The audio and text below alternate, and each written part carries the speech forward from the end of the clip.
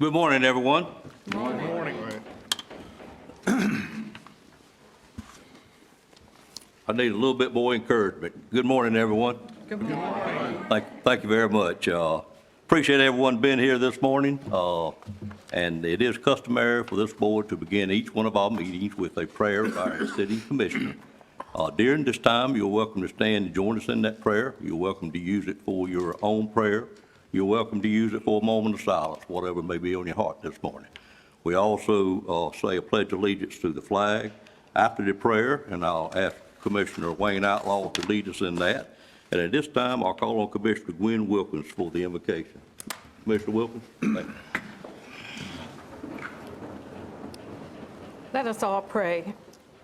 Dear Lord, as we embark on this new year, we thank you for the blessings of life, health, and strength.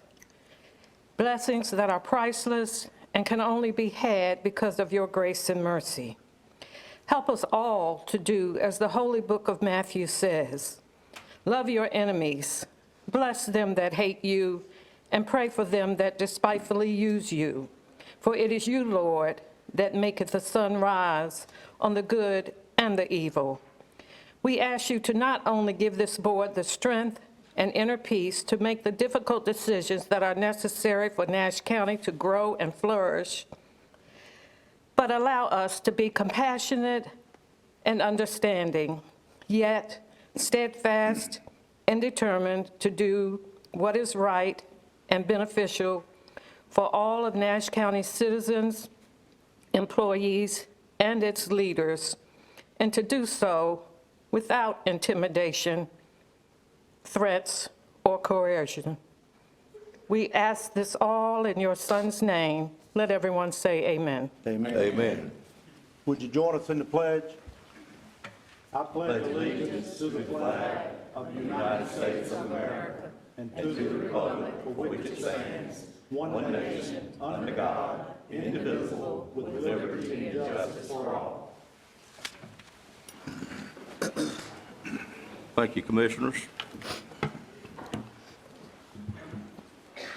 At this time, I would like to say, if you are here for item 11, which was a rezoning matter, we got asked again on Friday to table that. We'll be taking that action when we get to item 11, but I just didn't want you to sit here if you were expecting that to come up at the public hearing on a rezoning matter. Moving on to item number 4 is approval of the minutes. We had one set of minutes in December the 4th. At this time, I'd entertain a motion for approval, any corrections or any additions. Move approval. Moved by Commissioner Bellfield for approval of the minutes as submitted. There's second. Second. Second by Commissioner Outlaw. Any questions on that motion? Seeing none, all in favor of that motion, let it be known by saying aye. Aye. Any opposed by a like sign. Minutes stand approved, and thank you, Madam Clerk, for the job you do each month for us. Greatly appreciated. At this time, I'm on item number 5, which is appointment of the clerk to the board. And I would entertain a motion to appoint our clerk, Janice Evans, for a 6-year term, excuse me, a 2-year term, which is what we do every even year. Mr. Attorney, is 6 years okay? Or we need to stick with 2? Okay. All right. Entertain a motion to appoint the clerk that does a great job for us for a 2-year term. So moved. So moved. I think it's moved by everyone on the board, and so I will second the motion. Any questions on the motion? All in favor of that motion, let it be known by saying aye. Aye. Any opposed by a like sign. Thank you, ma'am, and Thank you. welcome back for somewhere between 2 and 6 more years. Yeah, it's been doing a great job. Sure has. All right, at this time, we're on item number 6, which is appointment of the county attorney. And we do indeed have a new county attorney starting this morning, Mike Gaynor with the law firm Battle Winslow. And welcome aboard, sir. And we'll try to be as kind to you as we can. And at this time, I'd entertain a motion to appoint Mike Gaynor, our county attorney, for a 2-year term as well. So moved. So moved. Moved. You're a popular guy already, sir. We got a motion by everyone. I'll second that motion. Any questions on the motion? Seeing none, all in favor, let it be known by saying aye. Aye. Any opposed by a like sign. Welcome aboard also, sir. We're now under item number 7, which is public comment. This is a public comment time that we have the first meeting of every month for our Board of Commissioners. It is a time where anyone that's here is welcome to bring any item you have on your mind to the board. It is not customary for us to address the item at the meeting. We will listen to what you have to say, of course, and we generally will assign it to the administrative staff to inform the board on what we should be doing that, and that would be done at a later meeting. We do have a sign-up period out front before the meeting starts. I had 3 people to sign up this morning, and after those 3 speak, I'll be glad to, our board is pretty lenient with our public comment because we simply like to hear from our people. I'll be glad to give you a moment if someone else wishes to say something to come up at that time and do that as well. My first person on the list is Freddie Howell, and I'd like for Mr. Howell to come up, state his name and address for the record, and be glad to hear from you, Mr. Howell. Good morning, sir. Good morning.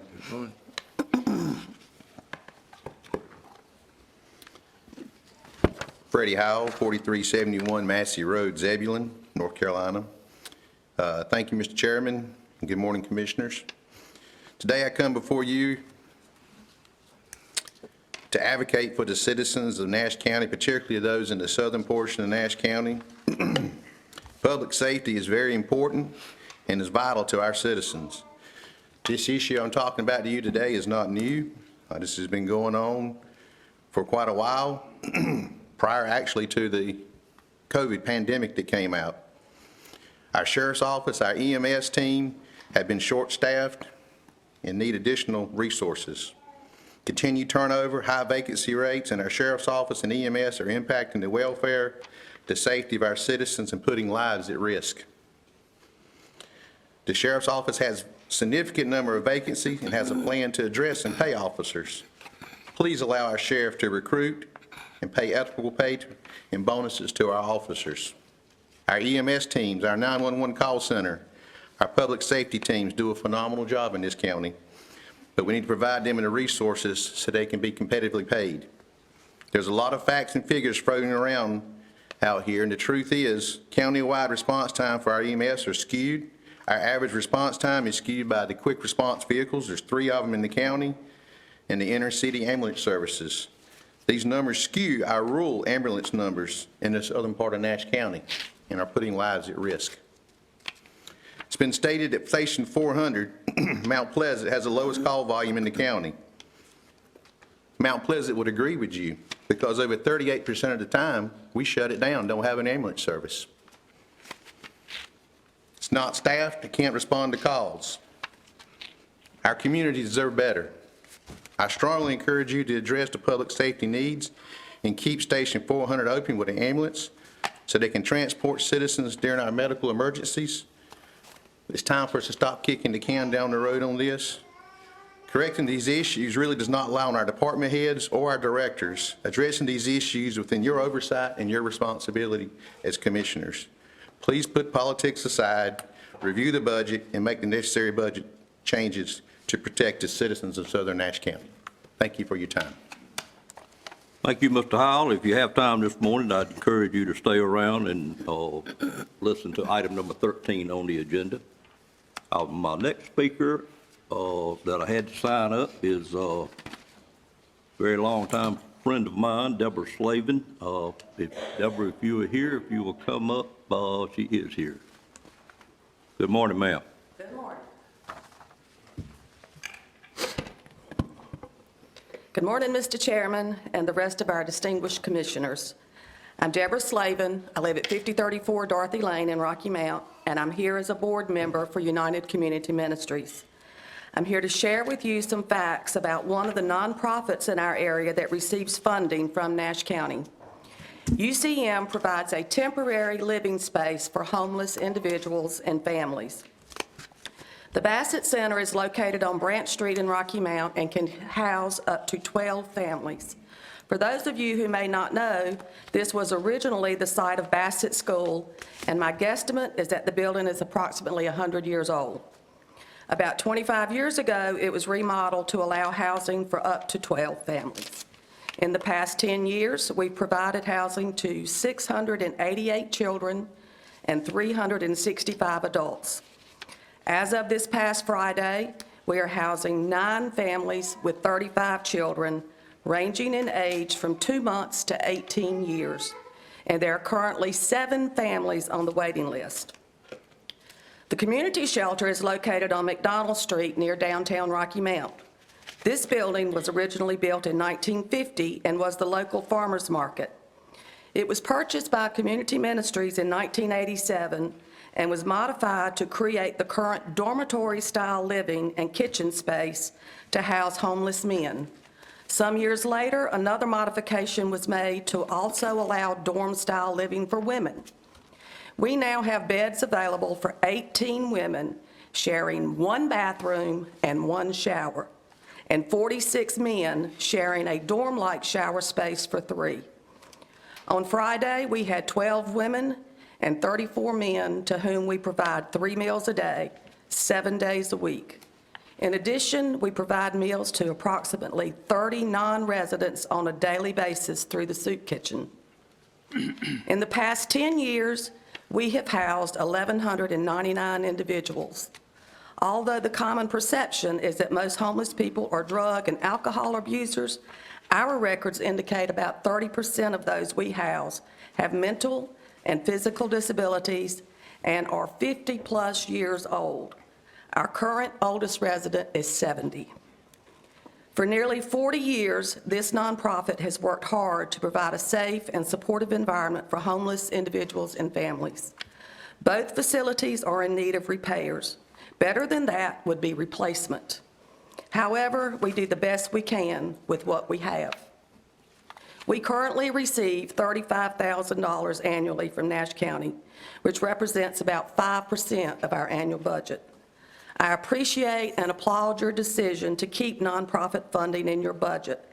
It is my personal hope that the new vetting process implemented will allow the continuance of this funding for UCM as we feel a need in our community that no one else is providing. It could make the difference in keeping the doors open to a safe place for temporary living for those most vulnerable in our community, especially those 35 children and 55 adults currently housed. Thank you for your time. Thank you, Deborah. The next speaker that I had to sign up was Denise Stallwick, maybe. Am I close, I hope?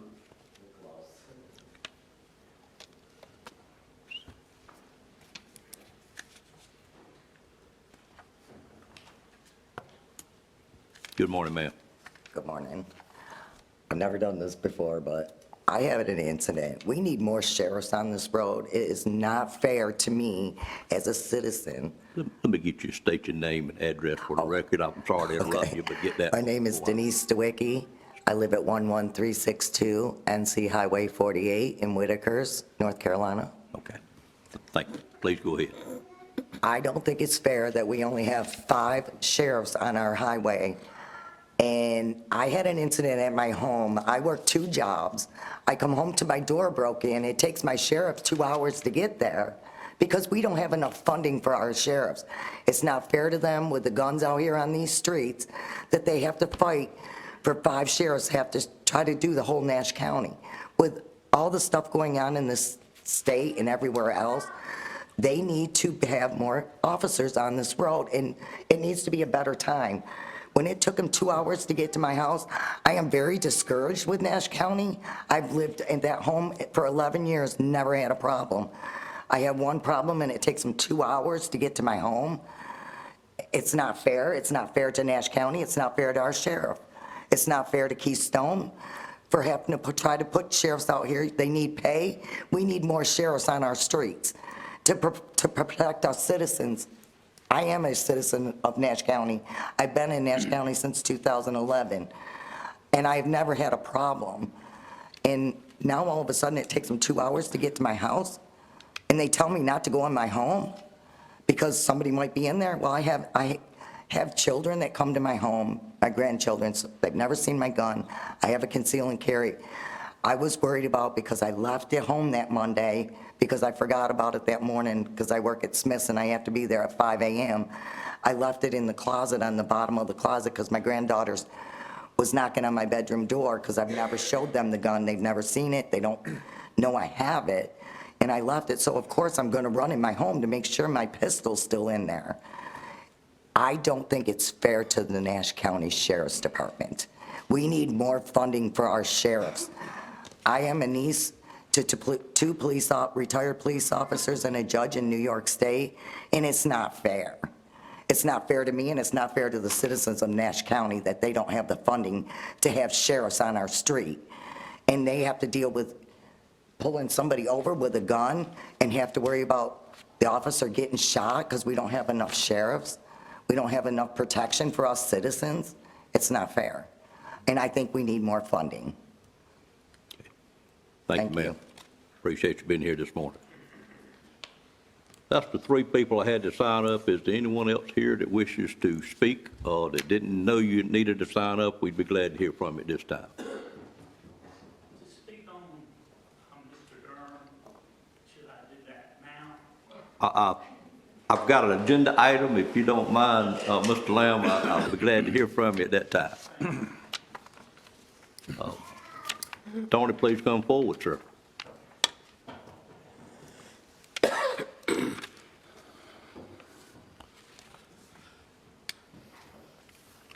You state your name and address for the record.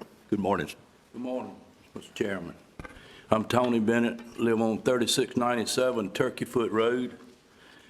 I'm a town commissioner at Red Oak. I wanted to come speak and address, I hate to give it any airtime, but this stuff that's going around on the radios, and I just want to let everybody know that Nash County, the board, when they attack you, they're attacking the whole board. And I think we've got an outstanding board. And we've got problems, everybody's got problems, but this was low to use an 8-year-old child's death to, it's just stooping low, and it's just, you know, and I wanted to voice my support for the board, and I hope everybody will come forward and do the same thing, because I think y'all done that. If you don't think Nash County's done outstanding, just check the counties around you. What, over a decade of not increasing taxes, you know, I mean, your record is outstanding, I think. And like I say, you're always going to have issues, but I'm proud of the board and proud of Nash County. Mr. Bennett, appreciate you being here on behalf of the board, and thank you for your very kind words. Others who wish to speak? All right, then we'll move on to. Mr. Chairman, I have a budget amendment or amendment I have laid in front of you to be added to the agenda today. It's called pay adjustments for sheriff's deputies. It's to address local pay discrepancies for the sheriff's office, specifically for patrol-related positions, in efforts to address recruiting and retainment efforts for those positions. And I'd like that added to the agenda today. You say you have laid it up here? I did, yep, I got another one. No, I've got it. You've got a lot of papers here somewhere. Thank you.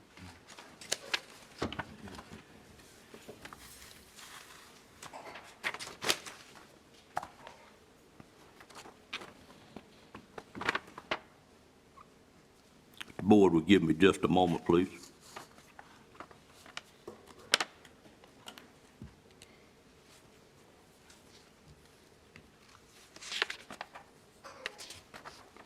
The request is to add an item onto our agenda and actually take action on that item.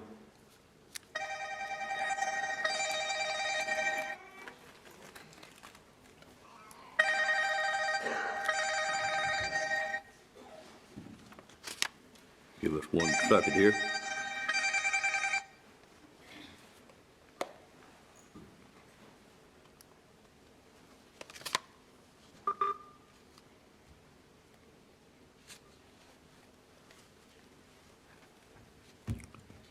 I haven't had the opportunity to deal with a request like this in my time as chair.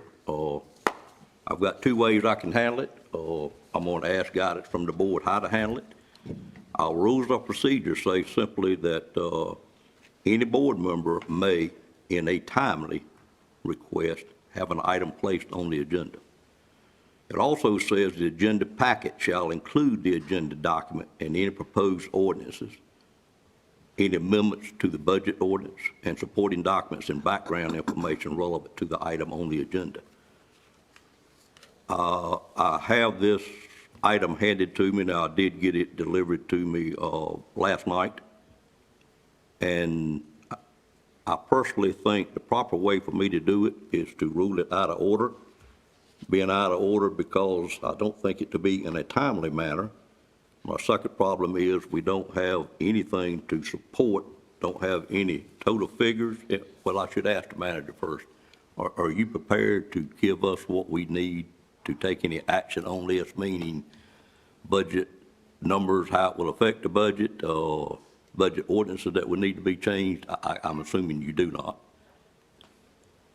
Okay.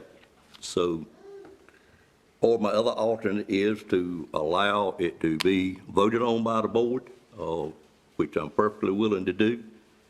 I would like some guidance from the board. I am elected as board chair. I'm not boss hog. I'm not any other things that have been referred to lately. I don't control any member on this board, as each board member knows. My job is to keep the meeting civil. I do my best to do that and will always continue to do that. I'm not a person that gets intimidated very easily, quite frankly. I normally double down, quit playing poker a number of years ago, but I still remember many techniques that you can do. So what is the pleasure of the board? Would you like for me to rule it out of order, or would you like to take a vote on it? I'd make a motion, we add it to the agenda. I understand that. He's made a motion to add it to the agenda. Okay. Is that the way you want to handle it? I don't think I have to add it to the agenda, but it needs to be a board decision. That's my statement. This comment, I know when I was chair, Yes, sir. any commissioner had a right to add something on the agenda, but they should get it into the county manager in time to prepare it and it be a part of the agenda.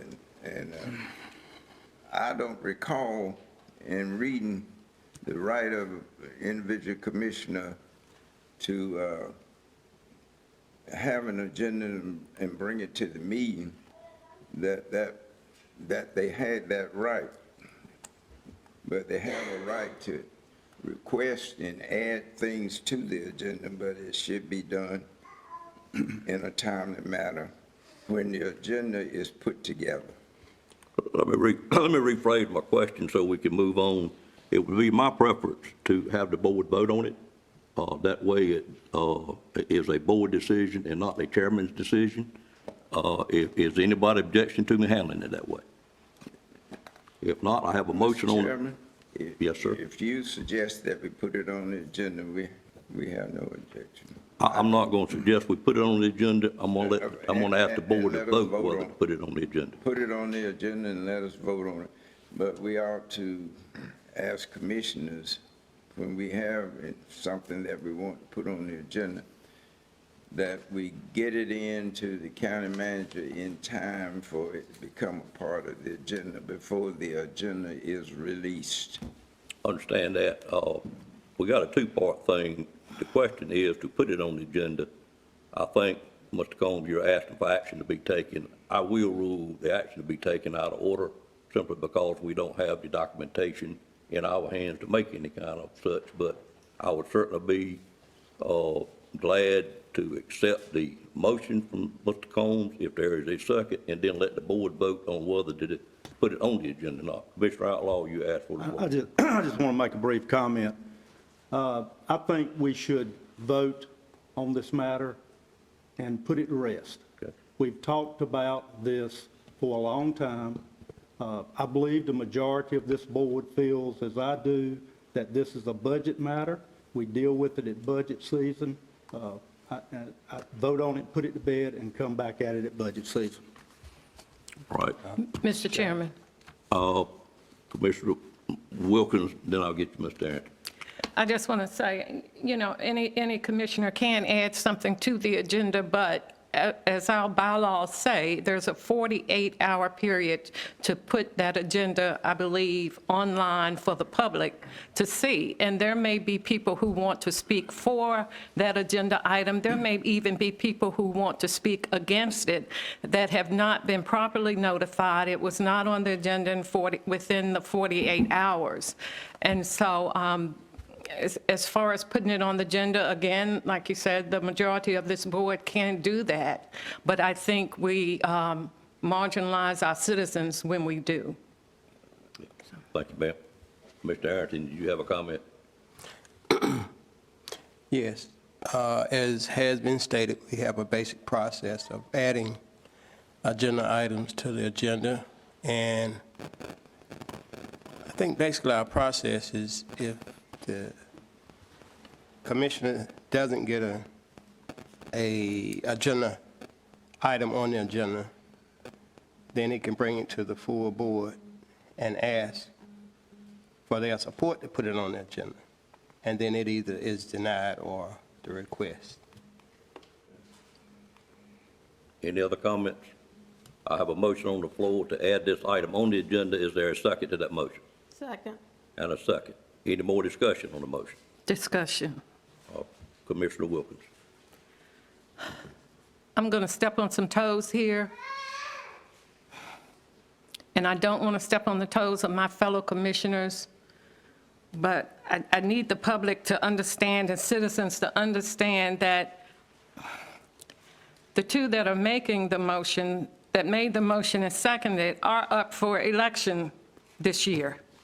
And I hate to bring that up, but that's why I took the time to put in my invocation what I needed to say without intimidation, without coercion, and I'm not saying they are, but we have to be cognizant of the fact that that is what is happening. And I support the Sheriff's Department. I believe every commissioner up here supports the Sheriff's Department. But things are done in a timely manner. If we do it for the Sheriff's Department, we've got the Health Department, we've got EMS, 911. Who's to say at what point you draw the line and you do this? We have to treat all employees the same. Yes, our first responders put their lives on the line every day. I am just asking to be patient until this year's budget comes around. Please be patient. And so that's my sermon. Thank you, ma'am. Any other comments before I call for the vote? All in favor of the motion, let it be known by saying aye. Aye. All opposed to the motion, let it be known by saying aye. Aye. It appears to be a 5-2 vote. Anybody can test that vote, I'll call for a show of hands. Seeing none, the motion fails for lack of a majority. I appreciate the commissioners' way in handling that. It is the history of this board to conduct business in a proper way. And if you want me to be chair, that's the way we're going to always try to do it. I will say, for those that are attacking me, that's okay. I don't really cherish being chair. Quite frankly, I'm ready for somebody else to do it so I can do my job looking after the citizens of Nash County. You can't do your job and be chair all the time. It's not a sought-after position. I'm certainly glad to do it because my board asked me to do it. But for those that think I'm boss hog or whatever else you want to call me, that's not the way I hope this board looks at me. But I'm not going to dwell on that this morning. I'll just say if we have another commissioner that wishes to be chair, I can do a much better job. Not being chair, I did a better job when I wasn't chair. And it's not an easy job to do, but I will continue to do it as long as I'm voted to do it.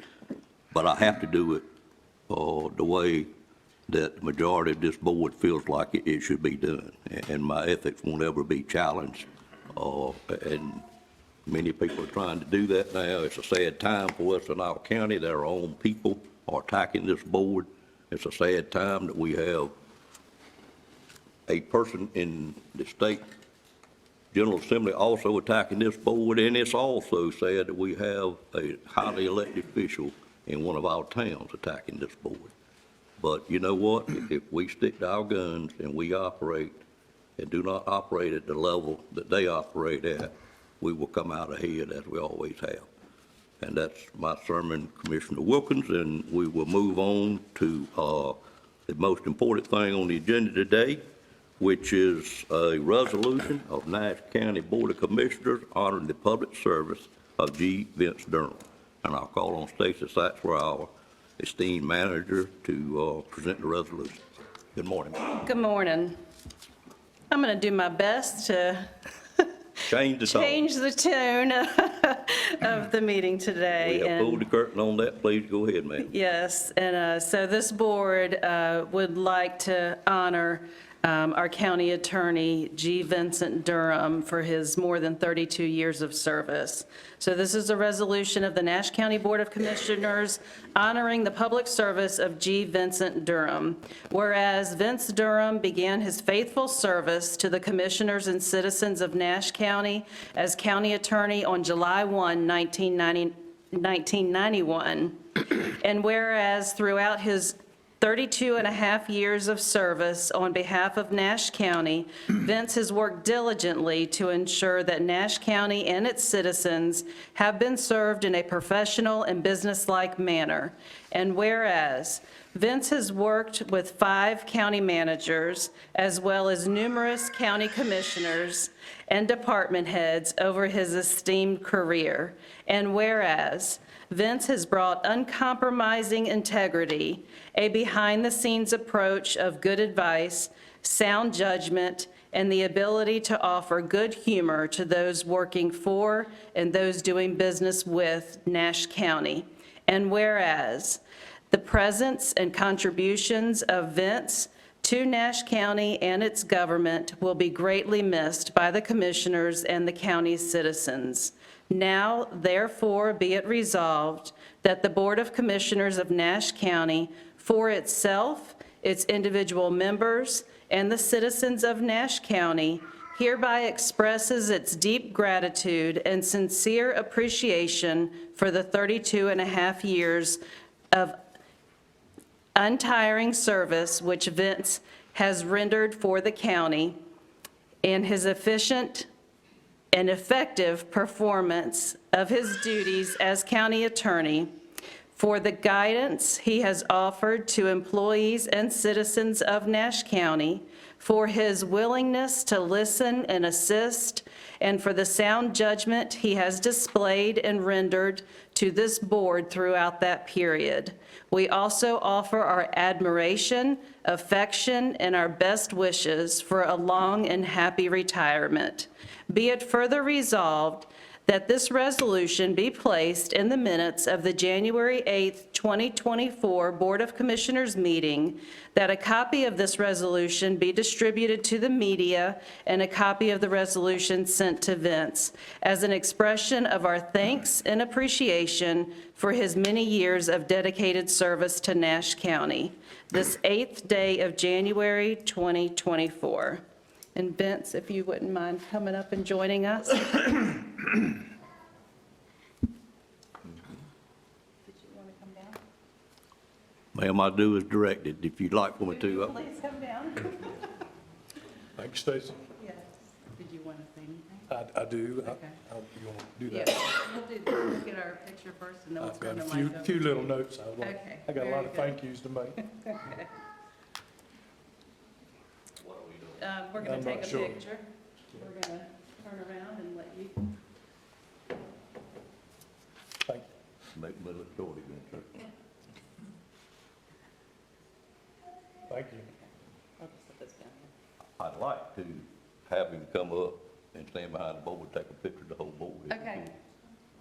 Sure, great. Let's do that. Take Please, that. please join us.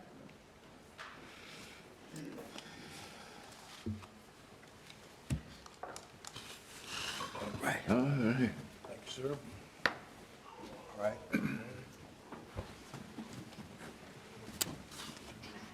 Have a seat, sir.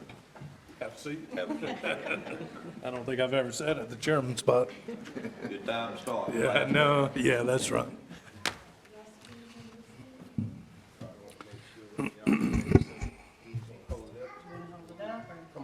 If you want, go. Tell us what to do, ma'am. I think it looks fine, just work down just a little bit to stay. There you go.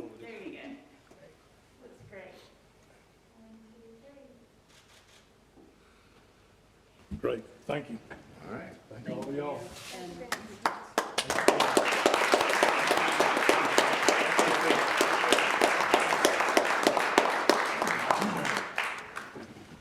While we're doing pictures, if we could ask former manager Z Lamb and former manager Wayne Deal to step up, and if we could get a picture with this. And three of the 5 managers that he's worked with. Yeah, we had invited all 5 managers, which was Randolph Holloman, Wayne Deal, of course, Bob Murphy, and Z Lamb, and now Stacy Satzler, to come with us today. Randolph Holloman was not feeling up to coming, and we certainly understand that. And Mr. Murphy had a procedure last week and thought maybe he could come, but I think he wasn't at the point where he was ready to leave home yet. So we are glad to have the 3 we have here. Everybody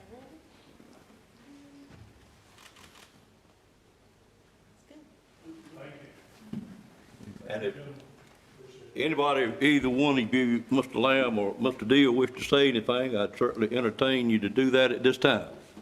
Yeah, I would like to say a few words.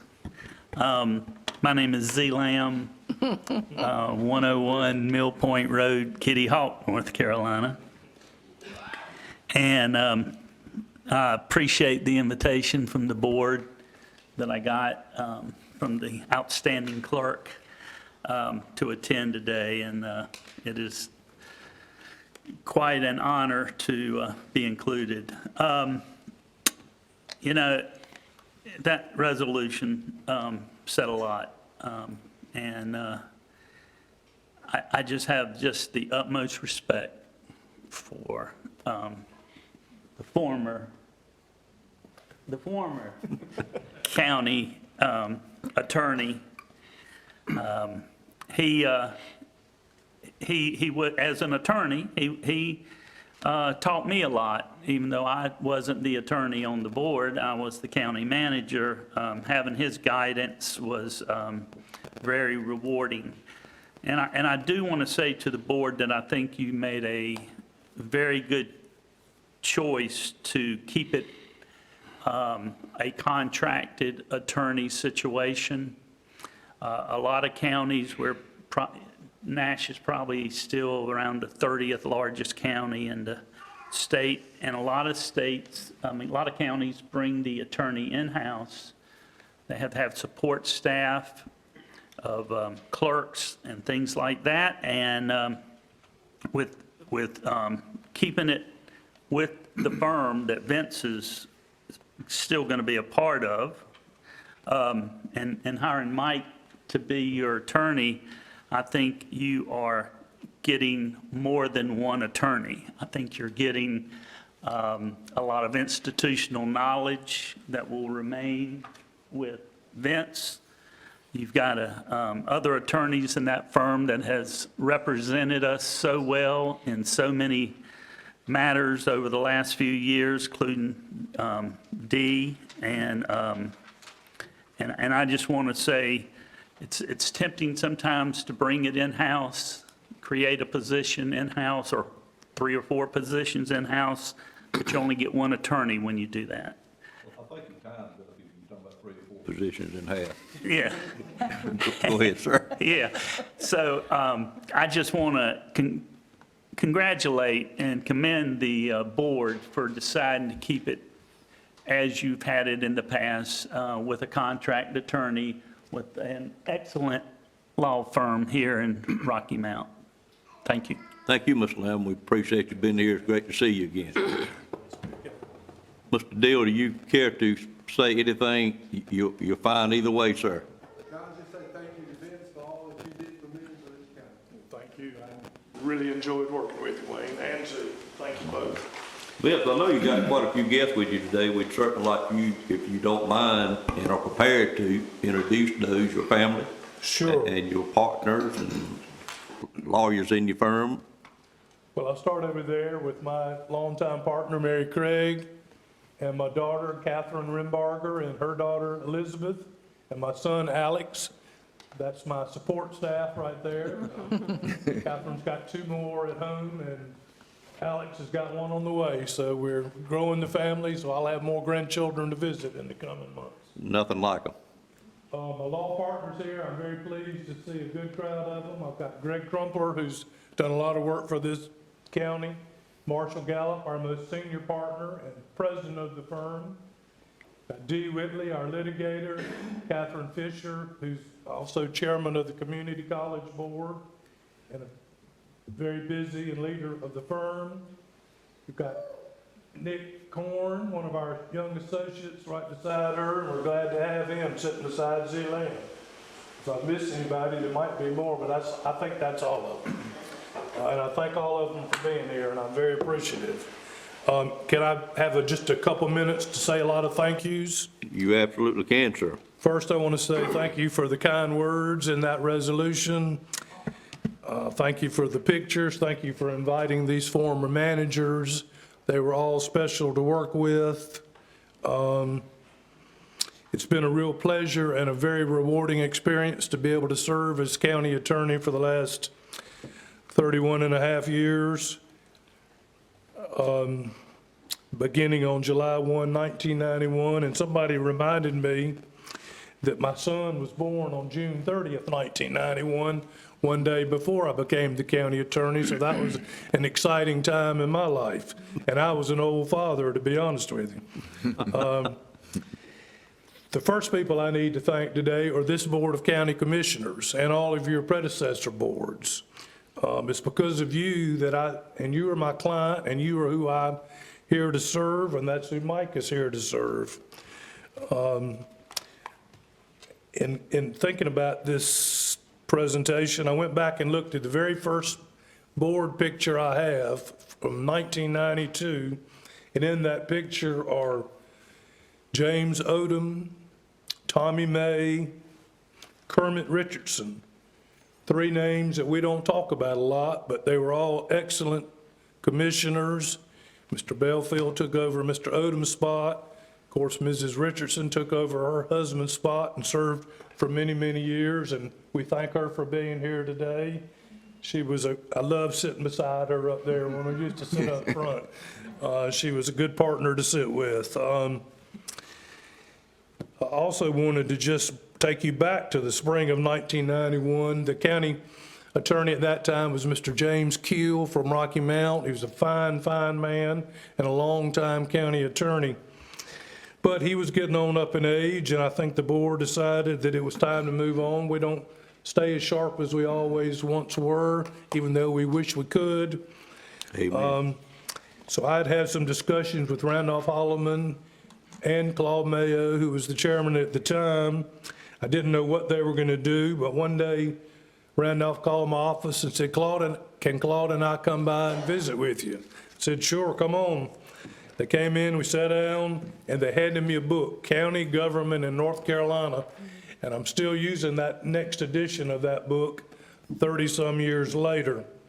I would like to point out that your new county attorney, Mike Gaynor, has more experience than I did at the time in local government. He's had some experience with representing some local communities in Nash County, and he's been able to substitute for me on several occasions, including once last summer when he came into a hornet's nest while I was at the beach with my family. I want to thank him for being willing to serve. I know he'll do a great job, and I wish him the most success that he can have with Nash County. The next people I need to thank are the 5 county managers that I served with. I'm not really going to go into a lot of detail. I'm really appreciative and proud that 2 of them came today, but those 5 managers were Randolph Holloman, Wayne Deal, Bob Murphy. Then I think we had an interim stint again with Wayne Deal, Zelam, and now Stacy. Each one of them have special qualities that have enabled them to be able to serve as a manager of a complicated organization. But most importantly, each one of them are dedicated public servants who put in their heart and soul 24/7 to try to serve the citizens of Nash County. And it's not an easy job. As we all know, particularly in my opinion, the two toughest are the personnel decisions and the budget decisions. The next people I need to thank are the staff and the department heads and management team that I've worked with over these 30-some years. I don't have time to thank them all, but I do want to acknowledge a few of them. Two of them are former employees, and I just think they deserve some special recognition. Both of them are former assistant managers. The first is Rosemary Dorsey, who, in my opinion, whose steady and calm demeanor and calm hand helped lead the county through some sort of difficult times at that point in history. She was always a pleasure to work with, and I felt like she retired a little early because we could have put her to use in the future. The next person I want to commend is Wayne Moore. I hope you all knew Wayne. He was the assistant manager here for over 40 years. And not only was he assistant manager, but he was clerk. He was a personnel officer. He was the facilities manager. But what always most impressed me about Wayne is all of his decisions were based on what is best for Nash County. And I hope in the future that you will keep him in mind, along with a couple of these managers that are here today, for one of those pavers out front of this building. I'm going to point out a few current employees, and the first two, I just wouldn't be able to get along without them, and they are Janice Evans and Donna Wood. We all know how sweet and cheerful and special Janice is, but I tell you, she's Johnny on the spot. If I need something, she finds it. If I want something in the archive, she knows how to find it a lot quicker than I can. And it's been a real pleasure to work with her. Donna Wood, she is what I call the consummate professional. She is always thorough, she's always prepared, and she's got her numbers down correctly. Over the years, between school financing, the acquisition of lots of properties for 2 industrial parks, through the acquisition of lots of utility easements. Donna's been there. She gets the money to me on time. She gets the documents to me or bond counsel before we need them. And we wish we all had people to work with like her. The final person I want to recognize before I thank all of them is Bill Hill. And I guess we're the 2 oldest mules in the barn. And one of the mules is going out to pasture, and I hope Bill is here. Yeah, baby. That's good. You know, he and I get together, and we always spend too much time commiserating about our days in Chapel Hill. But Bill amazes me at our age. He still works 24/7. He's on top of things, and if from a lawyer's standpoint, he's the perfect client, but he keeps the best notes of any person I've ever seen. You talk about documenting a file, Bill Hill has got it documented on 10 pages. Finally, I want to thank all of the Nash County department heads and management staff and tell them what a great group of professionals they are and how much I've enjoyed working with them. Over my 30 years, I've tried to respond to their phone calls and emails as quickly as I can. I didn't always have the right answer or an answer, but I've told them I'd get to them as soon as I can, and I got back with them as soon as I can. And I think for the most part, we've all been very satisfied with each other and our work together. As I look around this room, I also want to point out that there are some unsung heroes that work for Nash County, people like Patsy McGee, Doris Sumner, Susan Phelps, and these people are super, and I just hope this board appreciates the good job that they do for you. I also want to thank my law partners, my associates, paralegals, and staff that I've had over these years. Without their support, I wouldn't have been able to do this job. They've all stepped up to help me when I needed it. I've used a lot of their expertise for various matters that I didn't have. I think about our current and former real estate paralegals. They have put together a lot of puzzles. They've figured out who owned a lot of air property, and they've helped develop 2 fine industrial parks at Gold Rock and now at Middlesex, and they deserve a word of thanks. I also want to thank Dee Whitley, our litigator, and Greg Crumpler, our appellate lawyer. These 2 guys have worked with me diligently for the last number of years on the East Point matter. And best I can tell, we had a 100% success rate. We won every motion we filed, and we won every motion the other side filed. Thankfully, and I'm very happy to be able to tell you in public that that case is now over, and I'm not going to burden Mike Gaynor with it, and I'm very pleased about that.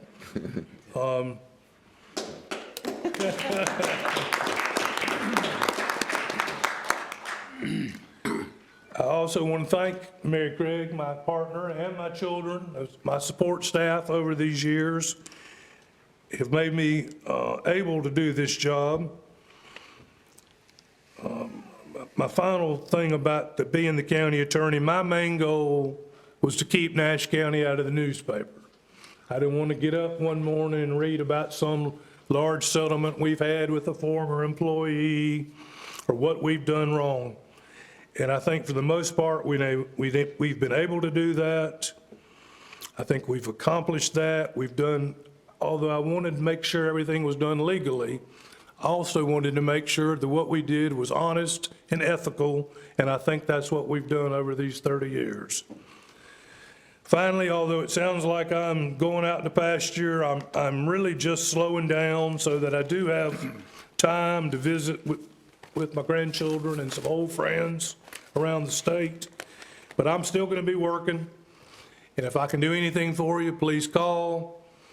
I'm there to help. If Mike's unavailable, call, and I will be that institutional knowledge that Z referred to.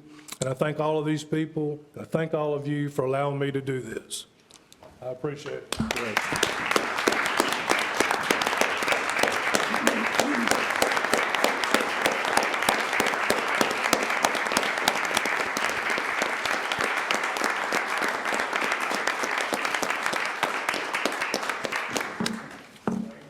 I'm going to call for a 10-minute recess to give an opportunity for y'all to visit with Vince, and then we'll convene in 10 minutes. Thank you. Back to order at this time. For all the employees we got here, I ask you to bear with me just one more moment. I'm going to move to item number 10, because we have one of our major industries here with us this morning that need to get to another location, I understand, and it's a very, very exciting item, and we all like to hear good news. But at this time, on item number 10, I'll call on our Economic Development Leader, Andy Hagee, to make this presentation. Come forward, sir. I'll be right back to item number 9. Thank you, Mr. Chairman. And yeah, let's continue on with some good, exciting business. And good morning and Happy New Year. The item I wish to introduce this morning is the Economic Development Inducement Agreement for Project Hayes 2. The action proposed is to approve the inducement or subject to formal agreement being finalized by the company council and county attorney. And Mr. Chairman, if I may, whereas the Local Development Act of 1925, NCGS 158-7.1, authorizes cities and counties to make appropriations for the purposes of aiding and encouraging the location of manufacturing enterprises and to assist in locating industrial and commercial plants in the county, which will, at the discretion of the governing body of the city or county, increase the population, taxable property, and business prospects of the city or county. And whereas Nash County has been requested to make an economic incentive grant to an industry, therein the company, that has indicated its intent to create a substantial number of jobs at its facility and make a substantial capital investment in machinery and equipment at its facility. And whereas the Nash County Board of Commissioners believes that the company's substantial commitment to upfitting of the company's facility in Nash County will, 1, increase the population of Nash County, 2, increase the tax base of Nash County, 3, create substantial tax revenues, and 4, generally serve the citizens of Nash County by an increase in employment in Nash County and the generation of tax revenues for Nash County. And whereas the Nash County Board of Commissioners proposes to appropriate to the company an economic inducement 50% of the net increase of ad valorem taxes resulting from the company's expansion and substantial capital investment in machinery and equipment, and to pay such percentage for 5 years, beginning on April 1st, 2026, and continuing until April 1st, 2032. The percentage will be based upon the company's capital investment, the company's increase of its net ad valorem tax value in the Nash County of $580 million, and the creation of 40 to 80 jobs in the company's operation of the facility. And whereas on January the 8th, 2024, a public hearing will be held by the Nash County Board of Commissioners to consider the appropriation and approval of the economic incentive grant and the approval of an inducement agreement containing the associated terms and specific conditions that apply to this grant. Now, therefore, notice is hereby given that the Nash County Board of Commissioners will hold a public hearing at 9:00 a.m. or soon thereafter, as may be heard on Monday, January the 8th, 2024, in the Commissioners' Room on the 3rd floor of the Administration Building, Nashville, North Carolina, to consider and take action on this economic incentive grant and related inducement agreement. Recommendation to the board is to hold a public hearing and approve inducement subject to formal agreement being finalized by the company counsel and county attorney. Mr. Chairman, we have representatives from Cummings this morning. Steve Pinkston, the plant manager, is here and here to answer any questions from the board during the public hearing. Would you call him up and introduce us to him? Yes, absolutely. I have met him, but maybe everybody has not.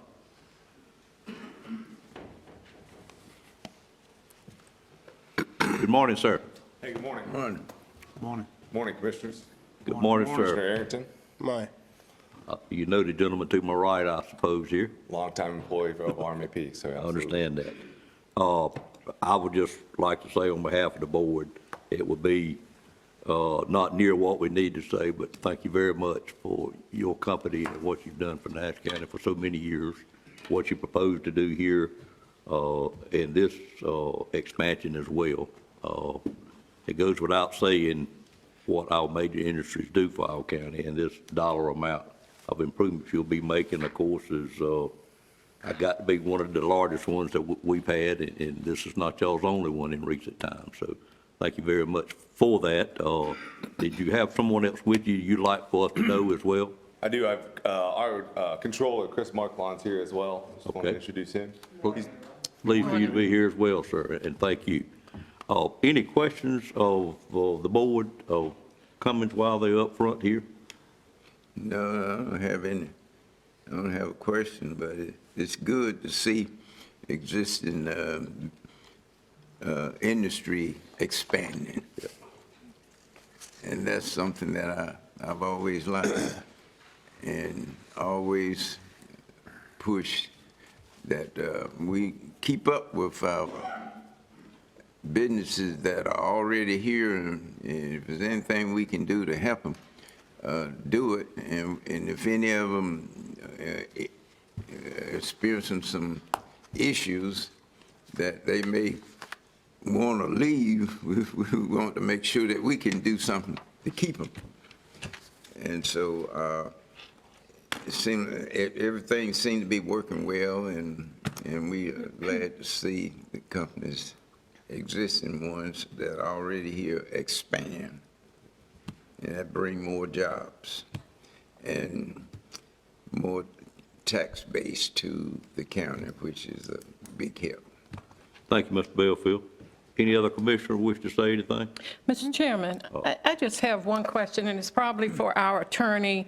I just want clarification in case someone in the public has a question about it. And would Commissioner Arrington have to recuse himself, even, no benefit financially to him or anything, but because he works for Cummins, would he have to recuse himself from the vote?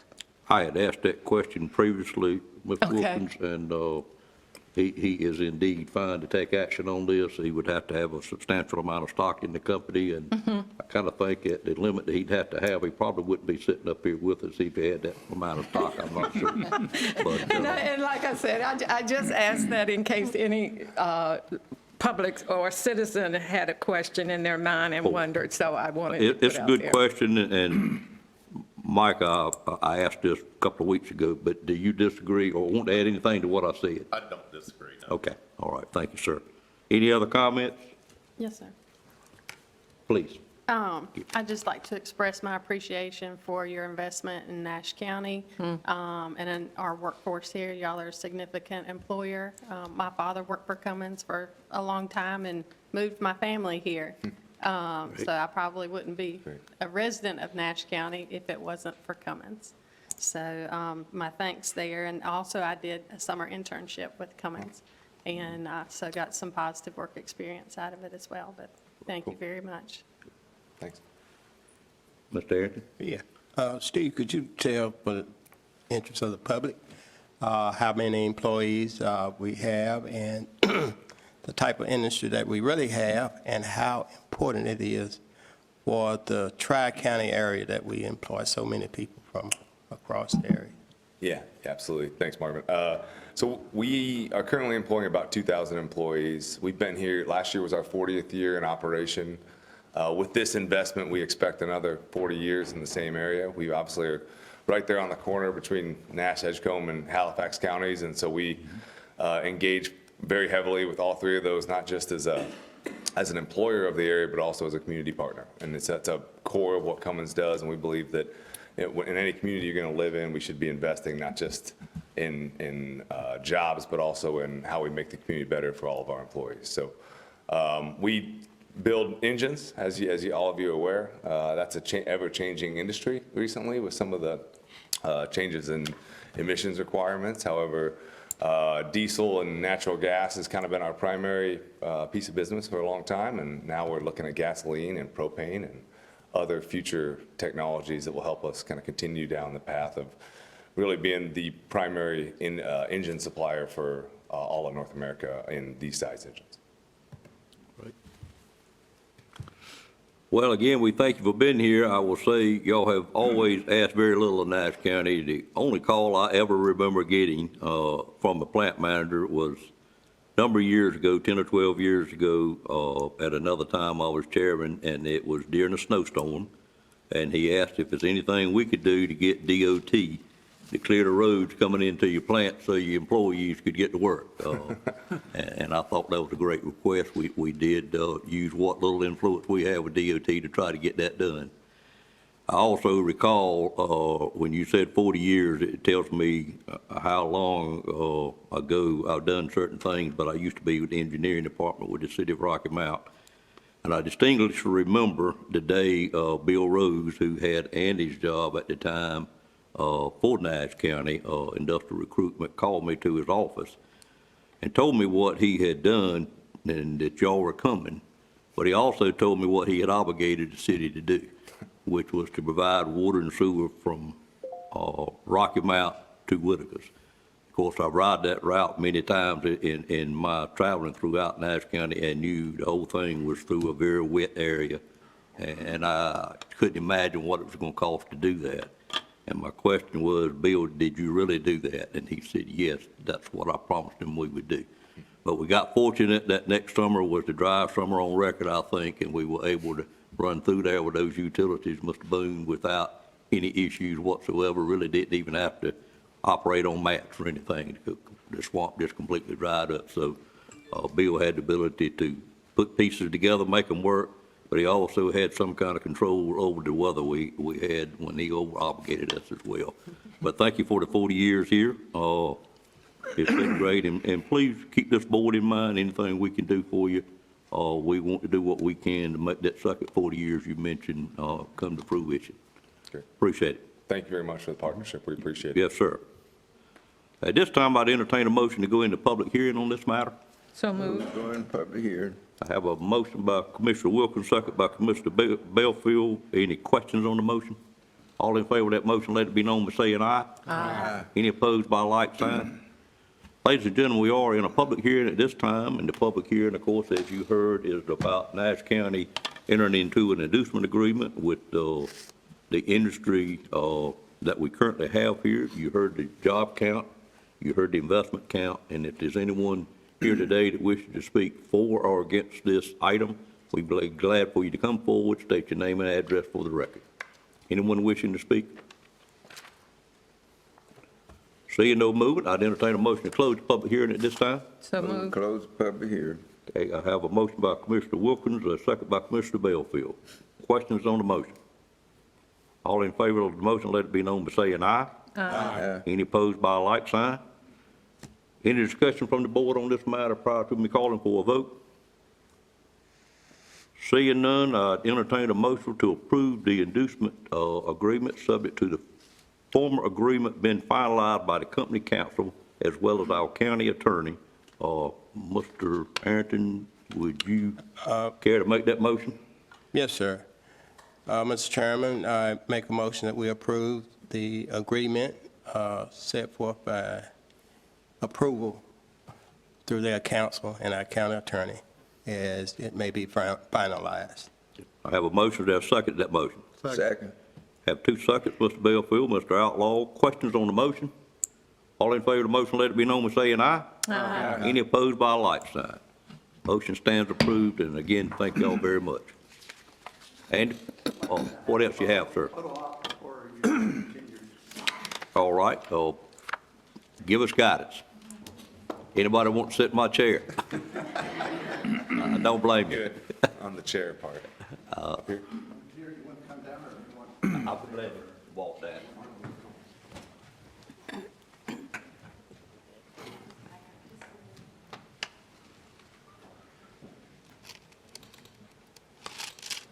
Why did you live like that?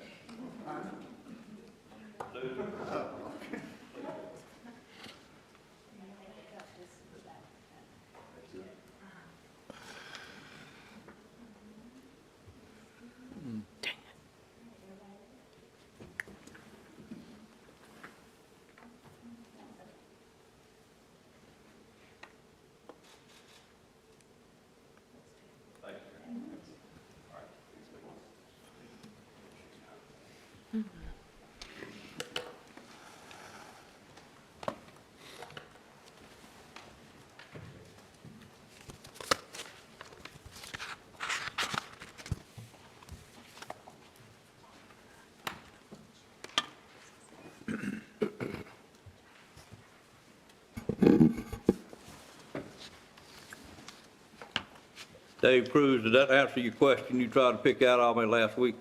Yes, sir. Thank you very much.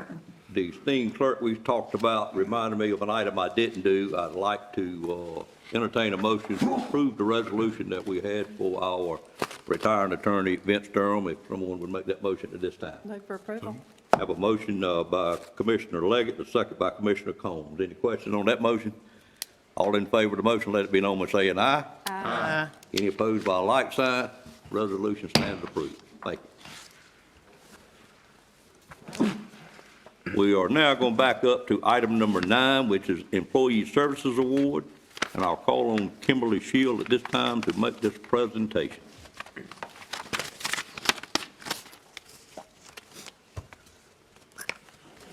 And I'll tell you, this is the time that this board looks forward to each year. It just shows how dedicated of employees that we do have, and it's just amazing to me the number of people that have been here, particularly one, the number of years that they have been here, but I'll turn the show over to you, ma'am. Good morning. Good morning.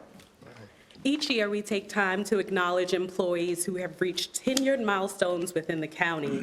Department heads distribute service pins to those members in their departments who have reached a 5, 10, or 15-year milestone.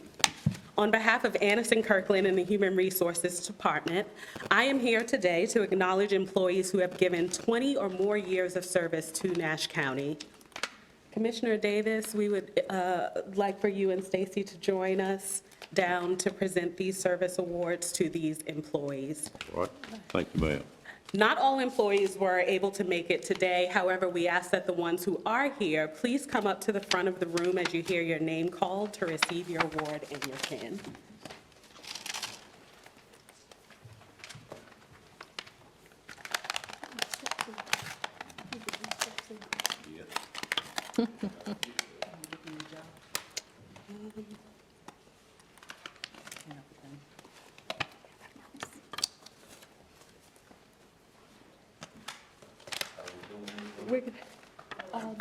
I'll hand you the award as I call them up, and she'll hand them this, and you can take a photo opportunity. Where should they stand for photos? Okay.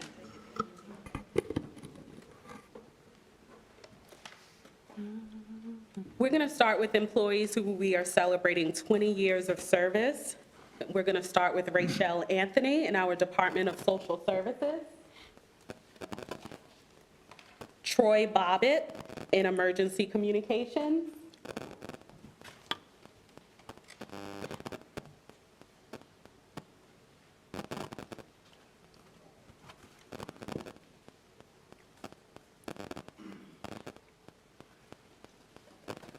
Congratulations, sir. While you're standing right between us, we'll hold this like this. Appreciate it, sir. Yes, sir. Thank you for your service.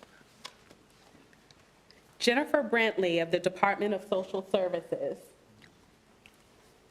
Wendy Braswell of our Planning Department. Clarice Edmond from the Department of Social Services.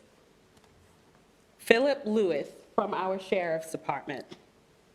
Brandon Matthews from our Sheriff's Office. Patsy McGee with Grants and Intergovernmental Relations.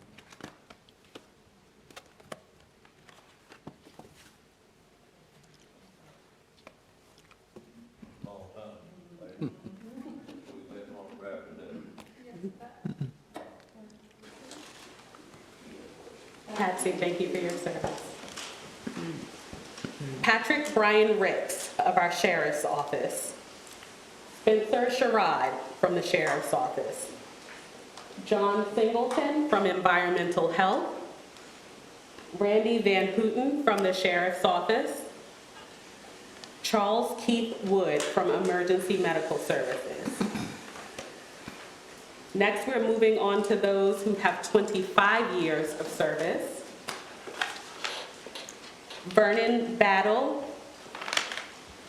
from the Sheriff's Office. Angel Carpenter from the Department of Social Services.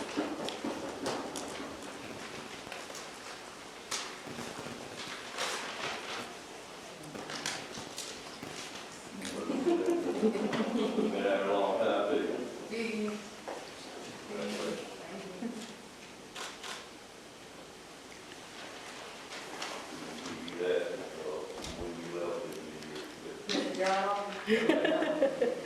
Call back either time.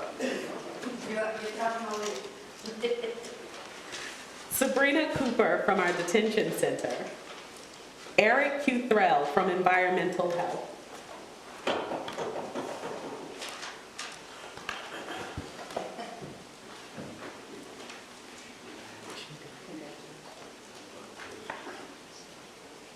Congratulations, sir. Thank you. Thank you for your service, Eric. Judy Hargrove from the detention center. Ronald Lankos from the Sheriff's Office.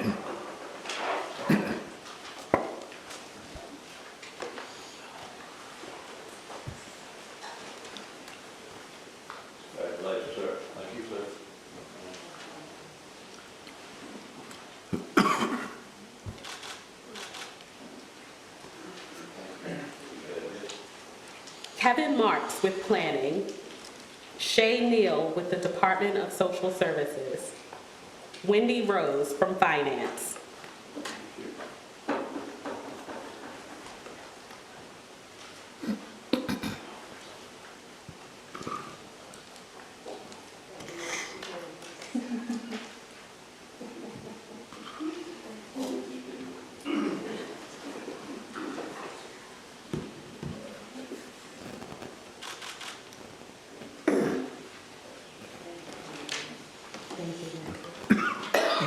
Scott Strufy from Emergency Services.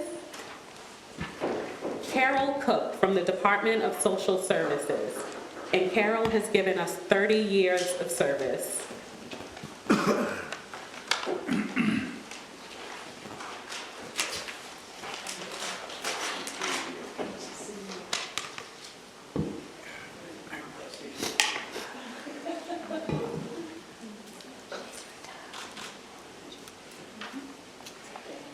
Thank you. David Talbot from Emergency Medical Services, excuse me. Lee Davenport from Emergency Medical Services. Edward Long from Soil and Water Conservation. Rose Taylor from our Health Department. Brent Fisher from Emergency Services. Thank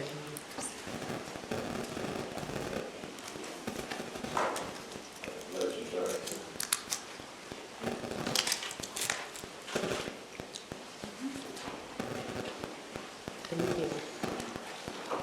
And as you may have heard mentioned a couple of times in today's meeting, we're giving a very special tenured pin to our very own Bill Hill in the Health Department, who has 45 years of service with Nash County.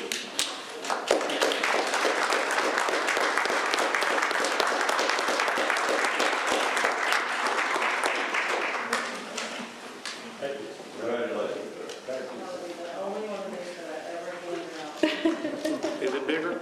Is it bigger pen?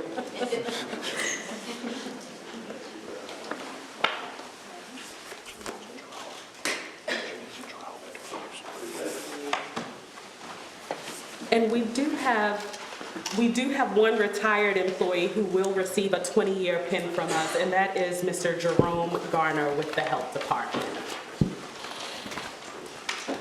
We want to thank each of you for your dedication in the years of service to Nash County. We look forward to continuing to work with you as we serve our community and citizens. Thank you.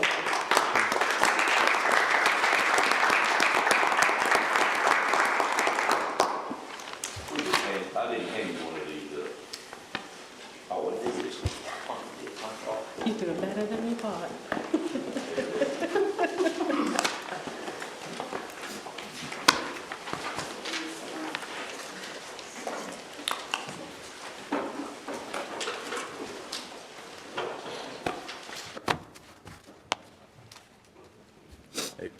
If y'all leave, I do want to thank each one of you again. A lot of you know I just like to play with numbers, and I will tell you that those employees that got those this morning represent 1,120 years worth of service to Nash County. And that is a lot of years, and we certainly thank each and every one of you.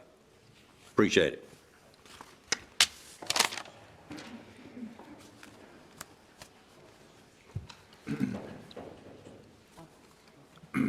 I'm going to move on to item number 11, and as I stated, we did get a request to table that item. Mike, if you could, and Adam, I did contact Mr. Williams over the weekend and spoke with him to ask if he would be sure he would be ready in February if we postpone this to February. He said he wasn't sure. And I asked him, was it okay, and I asked for guidance on how we can table it until such time as he is ready, rather than people continuing to anticipate it happening and maybe coming. I'm not sure if anybody came this morning or not. But can we table it to a time to be determined, or how exactly would that work? And Adam, does that mess up the way you do things, rather than keep scheduling and having him to retable it each time? If you could give me some guidance on that. And he's perfectly wanting to do that. I think the only thing it would change is that since we're not tabling it to a specific time, we will need to re-advertise, but we're certainly able to do that once we've been notified ahead of whatever agenda it needs to be placed on. So I would have no objection to doing that, and the planning department will re-advertise at the appropriate time. There should not be an issue with tabling it to a further date, but I think that, I do think that we have to have a date specific. Well, I think there's going to have to be a date. I don't think you can just table it in perpetuity. Okay, But let me get an answer for you. okay. I do believe we can. I reviewed it last night. Okay. But you answer that kind of thing, not me. Okay. But I knew we would have to re-advertise it, but I'm just not comfortable continuing to table it to a date, and it may be 6 months from now. Adam, you tell me what you want done, sir. It's your department. If the attorney has no objection, I would say let's table it until the applicant requests its addition to the agenda in the future. Okay. And then the planning department will advertise appropriately to the surrounding property owners and in the local newspaper.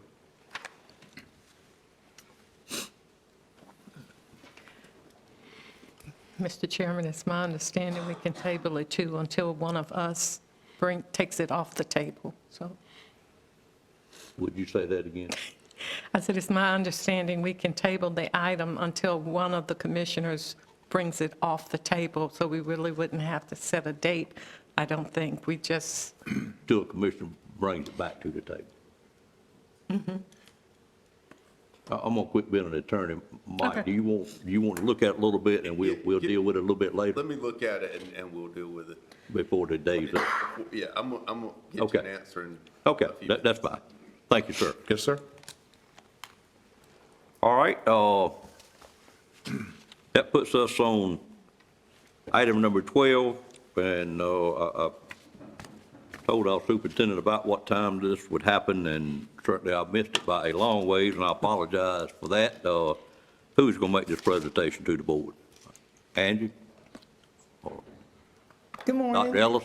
Whatever y'all choose to do, sir. Okay. Good morning. I'm Angie Miller. I'll be representing Nash County Public Schools. We're here today per the general statute to offer for the first right of refusal for Swift Creek Elementary and Cedar Grove Elementary Schools. Swift Creek sits on 17.74 acres and Cedar Grove 23.13 acres. Both of these schools, just sharing a little information, are both on well and septic systems. So if this is going to be sold and used for commercial use, they would have to have licensed public well operators and wastewater operators. We do and are aware of the access. We will be working with our lawyers if this does go towards the upset bid process. If you do not wish to keep this property, we will be making an easement for the property for the access to the emergency services Paging Tower, which is behind Swift Creek at this time. Okay.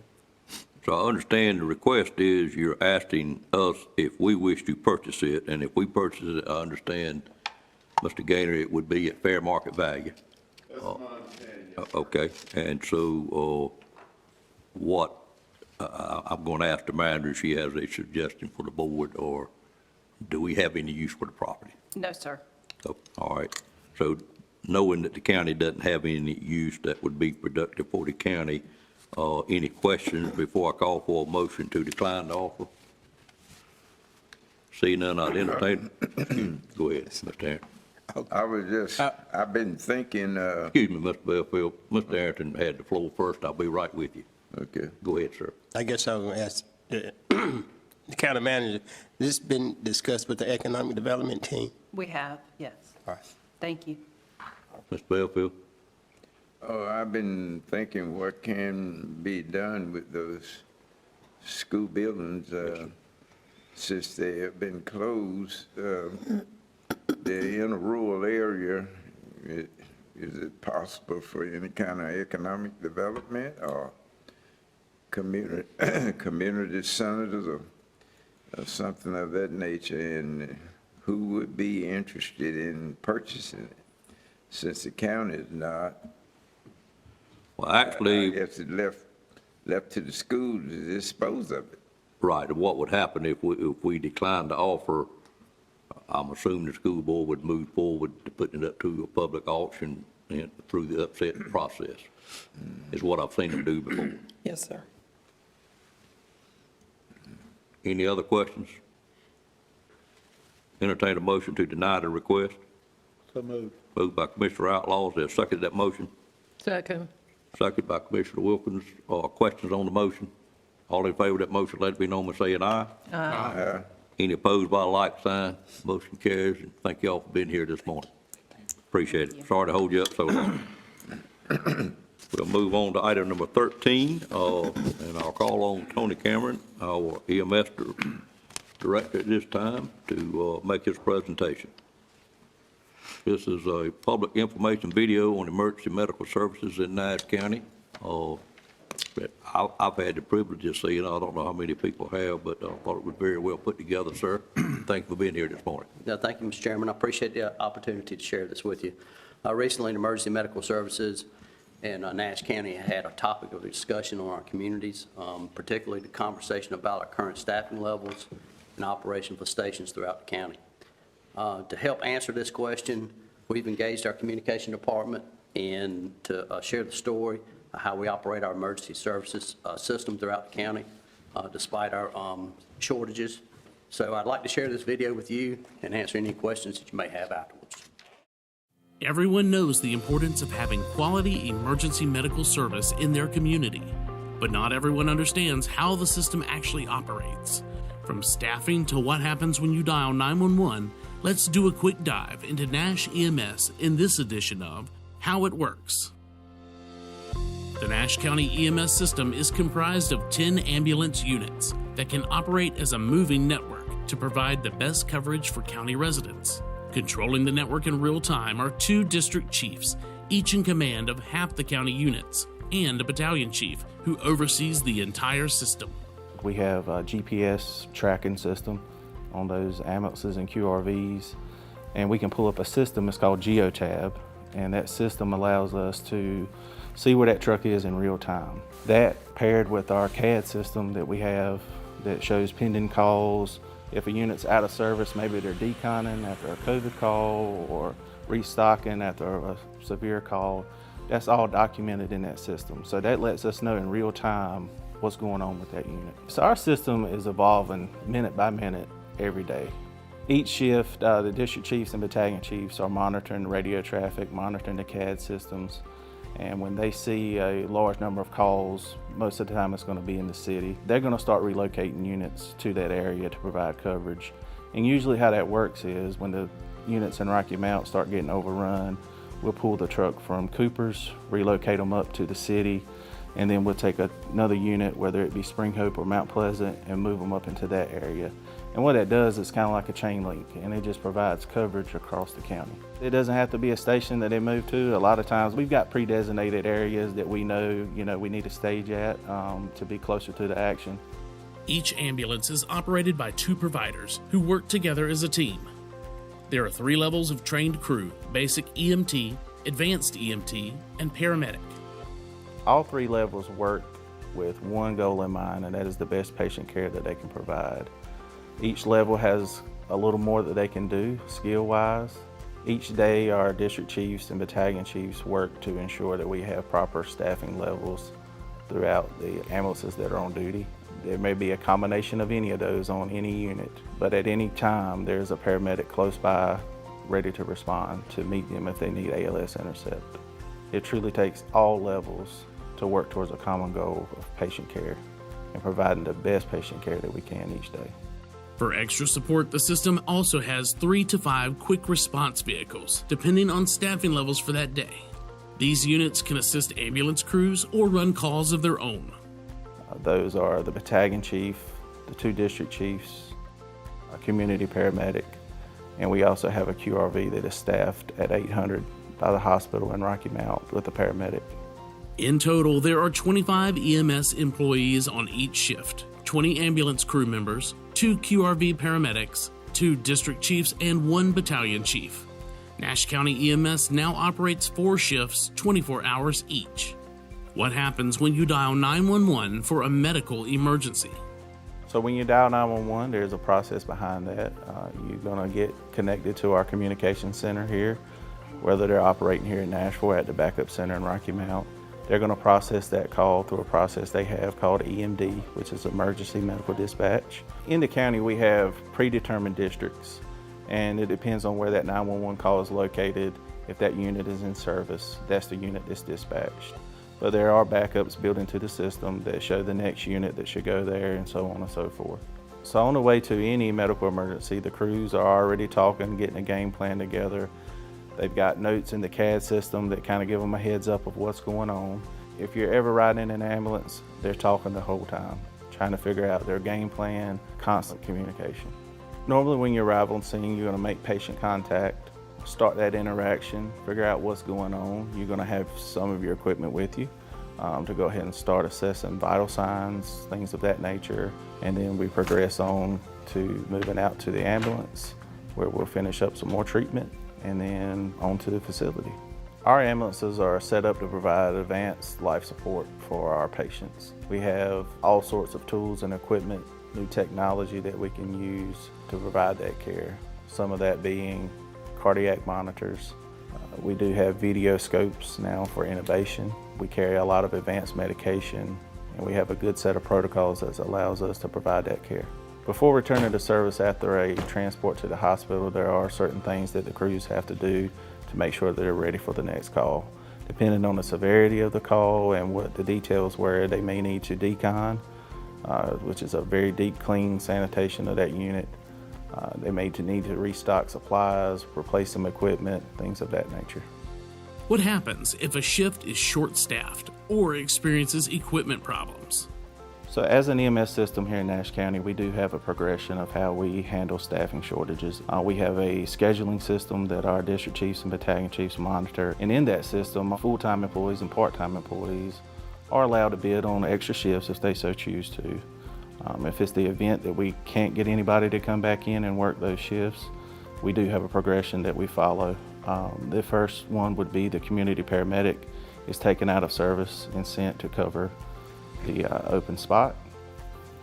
EMS4 is the next piece in that progression, and that is simply based off of call volume. That is our slowest station throughout the county. We have a district chief that's stationed there 24/7. They operate a QRV. It is equipped just as much as an ambulance. They are prepared to handle any and all emergencies.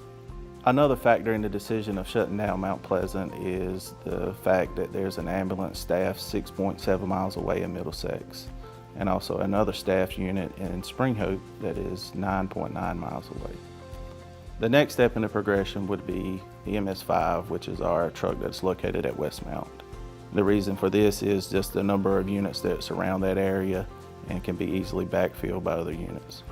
In the event of an equipment malfunction or trucks that go down mechanically, we have a logistics chief that's on duty Monday through Friday and a logistics technician, and the crews know to call them if something happens, and we have reserve equipment, reserve trucks that they will get them so they can get back on the road and do their jobs. So how busy is Nash County EMS? This year alone, they have responded to 20,861 calls for service. And their response time to those calls? The Nash EMS system has an average response time of 9 minutes and 9 seconds, which is on the low end of the national average. Along with Nash EMS administration staff, it takes the whole team to make the system work. I cannot say enough about our staff. Without them, Nash County EMS would not exist.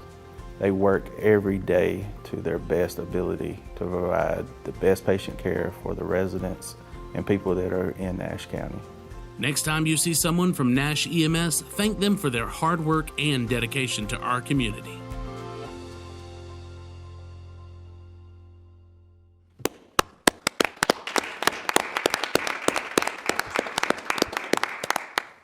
Any commissioner have any comment or any questions for Mr. Cameron, at this time?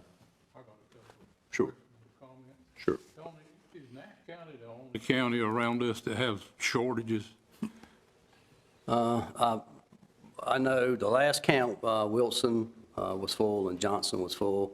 I'm not sure of Franklin, Edgecombe, or Halifax. How many are we short right now, do you know? Right now, we were talking about it, we were 13 short, and that's mostly medics, or all medics. Well, you must be commended, you and your team, for what you do. That 9.09 minutes response time, last time I checked about a 60-day span, it was 9.15 minutes in southern Nash County, and it's more spread out than it is going 3 or 4 blocks in Rocky Mount, you know, so it takes longer for a call, and we certainly understand that. And one other comment, you verified this for me. We can't find a time that a Red Oak EMS unit had to go to Middlesex on a call. No, sir, and that, our calls are based on where our units are at the time. And the system is simply so fluid, and we utilize all the technology to get our unit as quickly as possible to an emergency. So we did not find that call, no, sir. Okay. Well, again, I'd just like to say thank you, and I'll promise you that I and the rest of this board is committed to getting you the resources you need and what we can do when in this new budget. And we'll try to eliminate your headaches. Even though you have headaches and shortages, y'all are making this system work, and we appreciate it. Well, all the credit goes to our staff. Our staff is phenomenal. Our district chiefs, our battalion chiefs, they are the ones making this work. And our director, EMS director, I can't say I appreciate their help enough, because without their skill set, we wouldn't be able to do this. Thank you. Other comments, questions? Mr. Belfield? My question, you probably have it, but I just want to hear you say it. You have backup generators in case of a flood, a hurricane that knocked out power for quite some time, so you can just keep functioning and keep going? Yes, sir, we do. Okay. I just wanted to hear from you. Other comments? Mr. Chairman. Yes, ma'am. I just wanted to say to Mr. Cameron, again, thank you for your staff, but also please, in no uncertain terms, ask for what you need in this year's budget. Don't say, well, I'm sure they're not going to approve this. You don't know, asking a lot of times you receive, but I just ask that you not hold back any, ask for what you need for your staff and for the citizens of Nash County. Thank you for that, Chairman, Commissioner. I got promoted. Excuse me. But we are, different seat, there you go. We have developed a plan. We are working very closely with the manager's office, and that plan is in her office, and we hope to see that. Thank you. Others?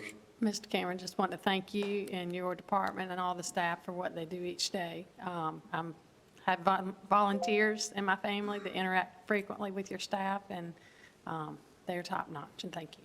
Thank you. Well, Tony, on behalf of the board and myself, District 7, we certainly appreciate what you do. I know it's challenging times for you.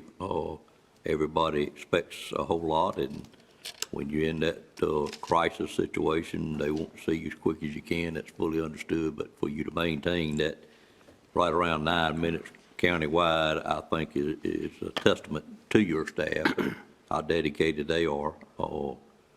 This board will certainly work with the manager. We ask you to keep working with her and get your stuff in for the budget time when we are hoping we have more revenues available. And you know, if you'll just work through the manager's staff to put it in the budget, this board will listen to everything said and do everything we can for your department as well as the other 17 departments, if my numbers are right, that we are responsible for funding. And thank you for the job you've done. Thank you for your and the support. way We appreciate you've worked with the board. We appreciate that. Yes, sir. Thank you. All right, we'll move on then to item number 14, which is farm leases, and I'll call on Sandy Hall at this time to make this presentation. Good morning. Good morning. So before I begin, I'd like to introduce a staff member that I brought with me. Brittany Pendleton is our new ag agent with Field Crops, and actually, she was the one that really worked and had her first glance at working with the farm leases with Vince. So I appreciate all her work, and we're glad to have her on board. So you know that Nash County Cooperative Extension is entrusted with the responsibility of advertising and accepting the bids on the farmland owned by Nash County. So today I'm here to bring before you 4 farm leases that were received on November 29th that were recorded, and for you to make a decision to accept and award the bids. So I'll take a moment to give you some information. In your packet, you're going to have the actual recording bid, and you're going to have a copy of the actual lease that to be signed if upon agreement. So the first one on the lease for bid is out on Highway 97, referred to as East North Carolina. It's 11.8 acres. A bid of $75 was provided by Josh Barnes of Pack House with a total of $885. Another bid on the property right next to that is 7.38 acres, 7.38, from Josh Barnes of Pack House was submitted $75 for a total bid of $535.50. Moving to the industrial park on Highway 97, what's left there is 87.44 acres, and also Josh Barnes of Pack House submitted a bid of $75 per acreage for that total of $65.58. And then in Middlesex Corporate Parkway, we have 31.42 acres there at Middlesex. Derek Bissett of Bissett Farms submitted a bid of $100 per acre for a total bid of $31.42.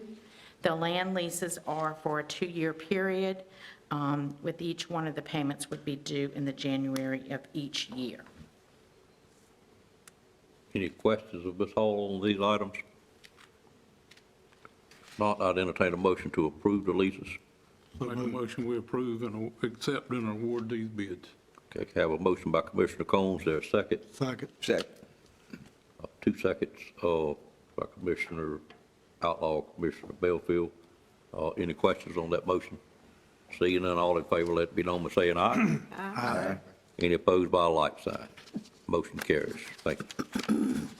And you had one other item, and then I had a question for you before you sit down, but item 15 is an interlocal agreement with the town of Nashville concerning the farmers market. Yes, sir.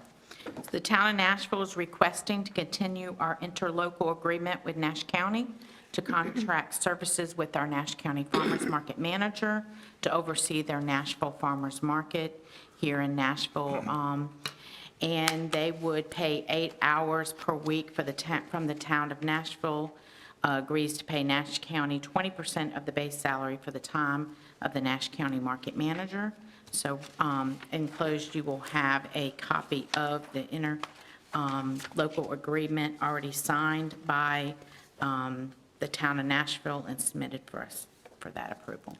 Okay. Any questions on this item? It's identical to what we've been operating under for the last 2 years, I guess. Yes, sir. Okay. Any questions? Management staff support this? Yes, sir. Okay. Entertain a motion to approve the interlocal agreement with the town of Nashville. I move to approve the interlocal agreement and authorize the county commissioners chair to sign the agreement. Have a motion by Commissioner Leggett, second by Commissioner Belfield. Questions on the motion? All in favor of the motion, let it be known by saying aye. Aye. Any opposed by a like sign? Motion carries. Sandy, I've had a couple of calls in the last couple of weeks about Stony Creek and blockages in it. Do we have any funding pending or coming to do any more creek cleaning at this time? That is going to be soil and water conservation. We do not Not have you. anything to do with that. That's soil and water conservation. The answer is yes. answered it, I yes. believe. Would you send us an email how that is, what the town's paying is, so I can return Okay. a couple of emails to some citizens? And it just popped up, I'm sorry. Yeah, I can do Help that. me remember to do that. Yes, sir. But we do have funding on the way. There's some strap funding coming. Okay, great. Yes. Sorry about that. When I think about that building, I think about you. That's okay. Thank you, ma'am. Thank you. All right, we'll move on then to item number Mr. 6. Chair? Oh, yes, sir, Mr. I Belvin, I'm want to sorry. ask Sister Hall, I have advocated that we try to have activities when it's closed to just keep something going on at the market. Are we making any progress on that? Yes, so in January and February and March particularly, it is pretty much Yeah. rented out. We are going to be working on a project soon, and we're working around that with the finalizing of the kitchen there. And then during the year, some of the people do come and look at it. It just depends on what they're looking for. However, now that we've got the fans that have been installed and the heaters now in both buildings, I think that's really going to help some opportunities for activities. I think it's a good thing, just keep something going in the farmer's market, the building, Yes, year-round. yes. Thank you. Okay, we'll move on to item number 14. 14 is American Rescue Plan, ARP funding from State Physical Recovery Fund for the Southern Nash County Wastewater System Improvement. Call on Deputy Manager Boone at this time to make this presentation. Thank you, Mr. Chairman, fellow commissioners.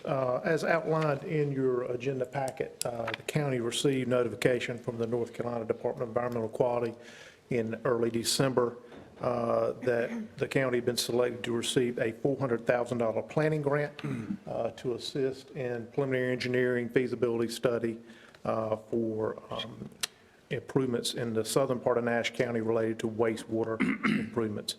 I'll be glad to answer any questions that you may have. Recommendation is that the Board of Commissioners approve the attached resolution, accepting the award, authorize the county manager to sign the resolution, and then authorize staff to complete the offer and acceptance document that needs to be returned to the North Carolina Department of Environmental Quality to receive this grant. Yes, ma'am. Got a question. Can you tell me a little bit about that process as far as what would take place under the planning grant? So once we receive the grant, we've completed, you may recall, the county received a $50,000 grant for a merger and regionalization feasibility study to look at a series of alternatives to address needs that we have in the southern part of the county related to wastewater conveyance. And we partnered primarily with the towns of Middlesex and Bailey as part of that study. But our next phase of work will be to reach back out to both the towns of Middlesex and Bailey, and also we've had some preliminary conversations with the town of Spring Hope. But clearly, with the growth in the southern part of the county, the growth in those different townships, and the county's interest in future industrial development in the southern part of the county, wastewater availability is going to be a key ingredient to that work.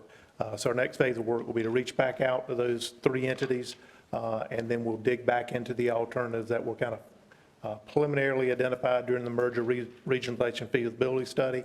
And really, as we work through that study, the solution that kind of rose to the top that we will look to evaluate in greater measure would be a regional wastewater treatment plant.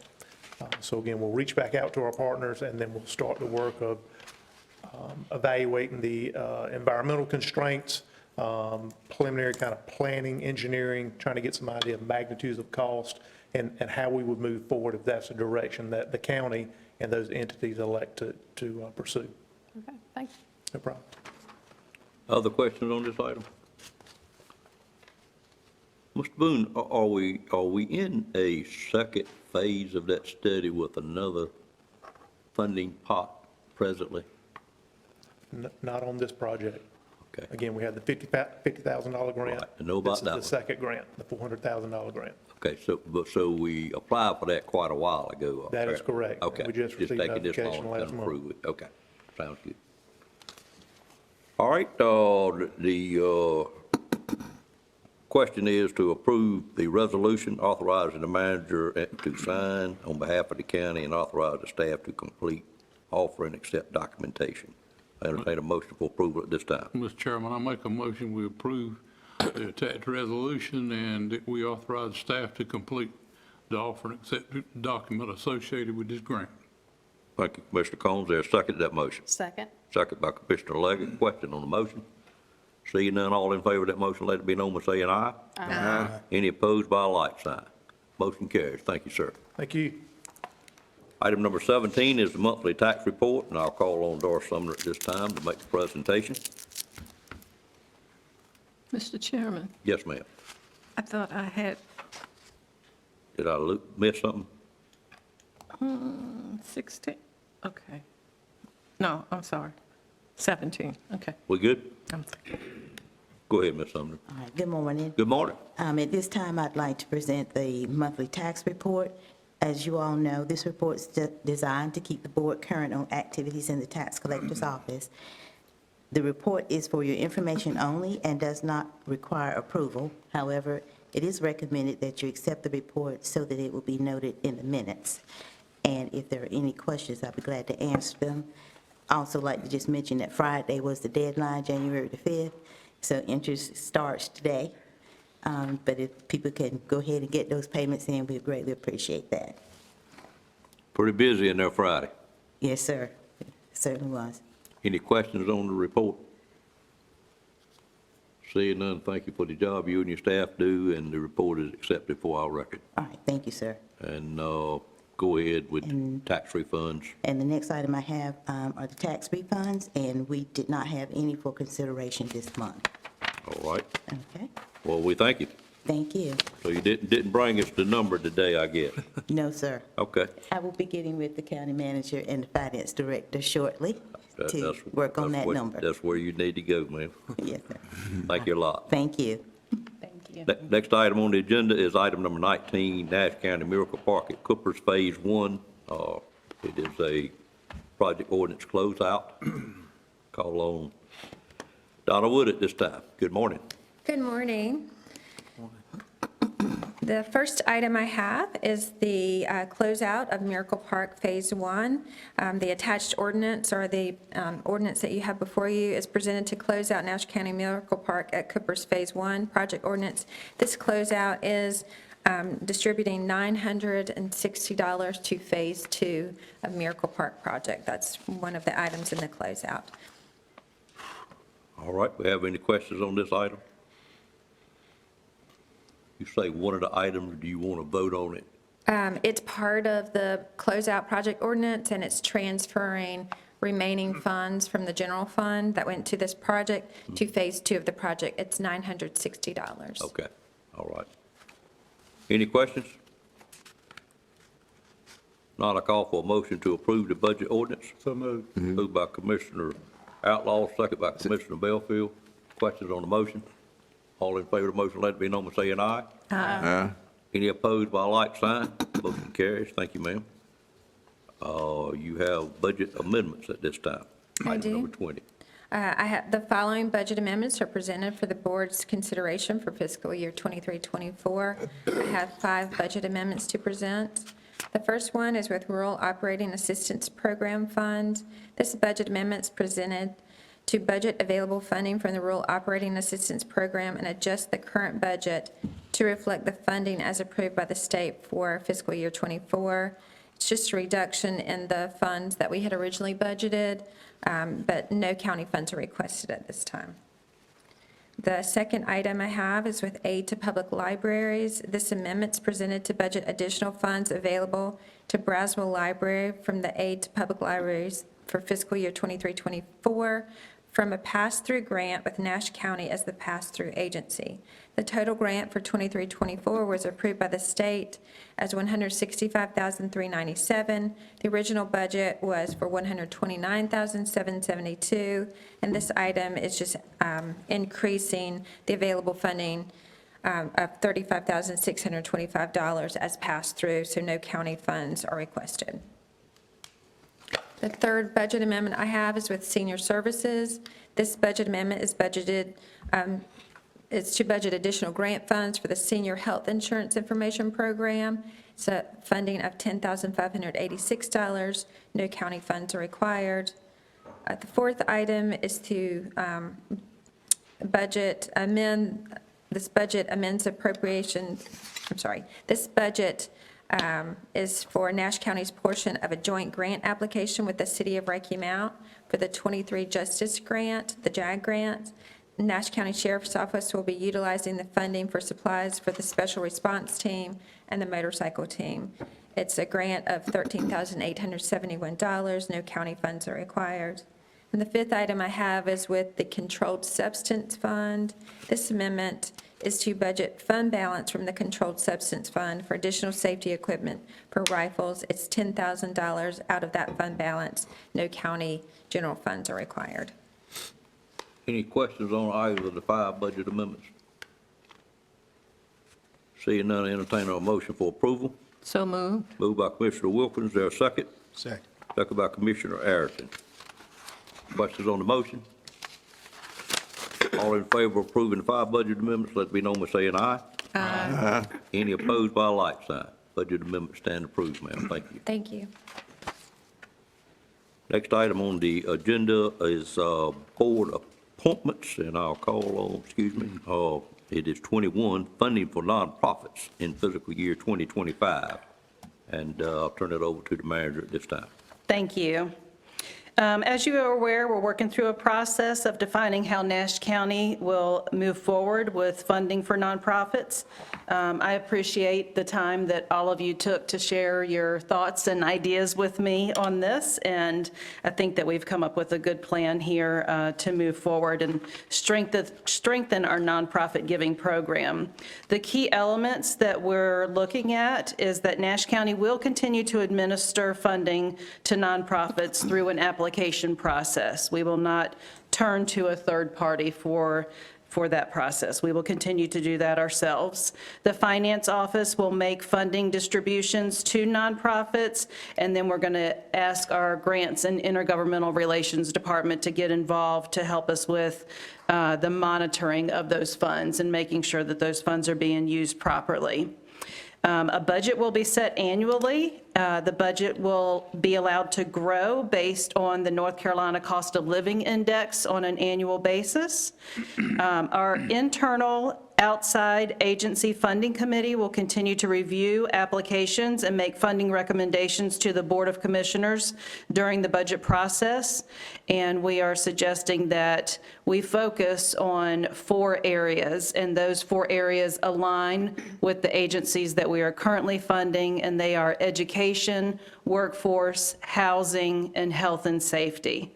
The next steps to the process would be our distribution of the application for the FY25 budget process. And if you agree with this plan, I ask you to approve it. Questions, first of all, on the presentation? Mr. Chairman, Yes, ma'am. the only question I have, and I'm in agreement with this, but I want a clarification. A budget will be set annually. And I understand the county manager will probably recommend the budget, but I want to make sure that this board approves it, the amount that's set annually. My understanding was, and correct me if I'm wrong, what I read into this is we're going to set next year's amount. Okay. And then from that point, it will be governed by a cost of living index of some kind, something she has identified as the state. Correct. Cost of living, so it won't be an item. Do you have a proposal for the first year?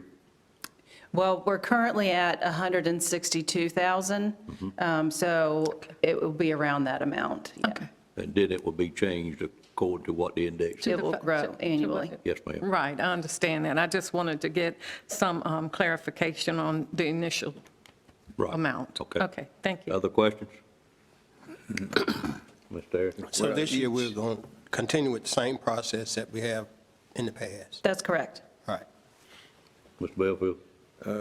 The funding for each nonprofit will be outlined in our fiscal year budget Yes, sir. when it comes to us to approve the total budget? Yes, sir, just like you've seen in the past. Just like in the past, okay? Good. Only question I had was, and I may be on another subject, was it any discussion on having a maximum amount set for any agency? Are we intending on doing that, or? We're going to have the committee, the outside agency funding committee, we're going to have them meet and make some proposals for that. For having, yes, to have a maximum, just to be able to communicate expectations with those in the community that may apply for funding. Okay, all right. Yeah. That's fine. Any other questions? Yes, one. Mr. Belfield? You're going to be looking at it, are you going to look at whoever is going to be handling the recommendation? Are you going to look at it from the standpoint of the job? No, that's not the word. The responsibility that the nonprofit is doing in serving the constituents or the people that they are, the targeted people that they're working with. Some, it may require more. We're not looking at giving them all the same thing. Correct. We're not looking at giving all of them just the same equal amount. That's correct. We are not looking at giving them all the same. It depends on what they're doing. That's correct. Oh, good. Any other questions? Well, I think this is a great step. What it does identify the dollar amount we'll be spending moving forward, and it does, not totally, but takes a lot of the responsibility of deciding those that get it and those that don't on a professional staff that has time to interview them and bring a recommendation to the board, which I hope the board would support each year. But with that said, I'd entertain a motion to approve this proposed nonprofit policy that we have. For motion to approve the plan. Okay. Have a motion to approve the plan. Is there a second to that motion? And second. Have a second by Commissioner Wilkins and Commissioner. I defer to Commissioner Wilkins. Okay. Commissioner Wilkins, any other questions on the plan? Seeing none, all in favor, let it be known by saying aye. Aye. Any opposed by a like sign? Motion carries, and I want to thank the manager on behalf of the board for her work on this,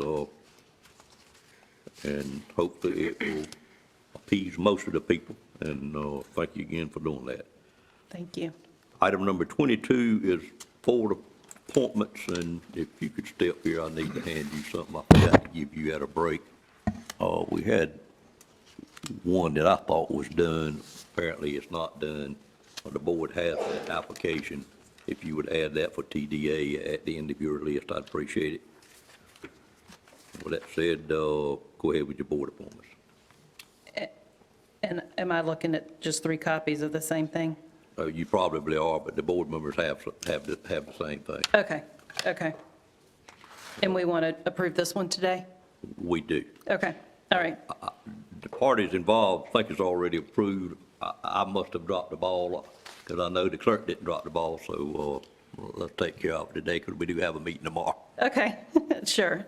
Well, we'll start with the Trillium Regional Board. Terms have expired for Commissioner Dan Cohn and Amy Pridgeon Hamlet for the Trillium Regional Board. Although a consolidation is currently taking place of LME MCOs across the state, Nash County will maintain these 2 seats on the board. The recommendation is to reappoint Commissioner Dan Cohn. And I apologize, I left an E off of your name there, Mr. Cohn.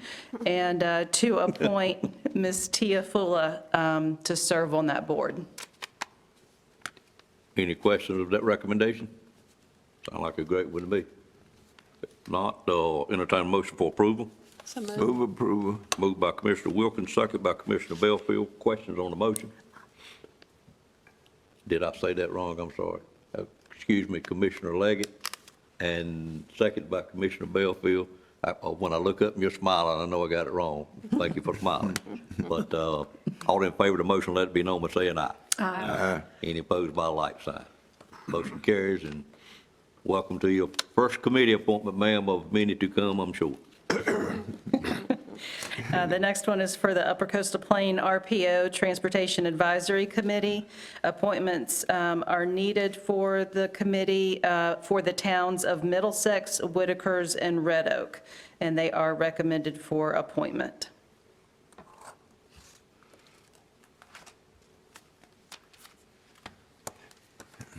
Move approval. Hold on just a second. So Yes. we're putting the ones that are on it back on there, is that what we're doing?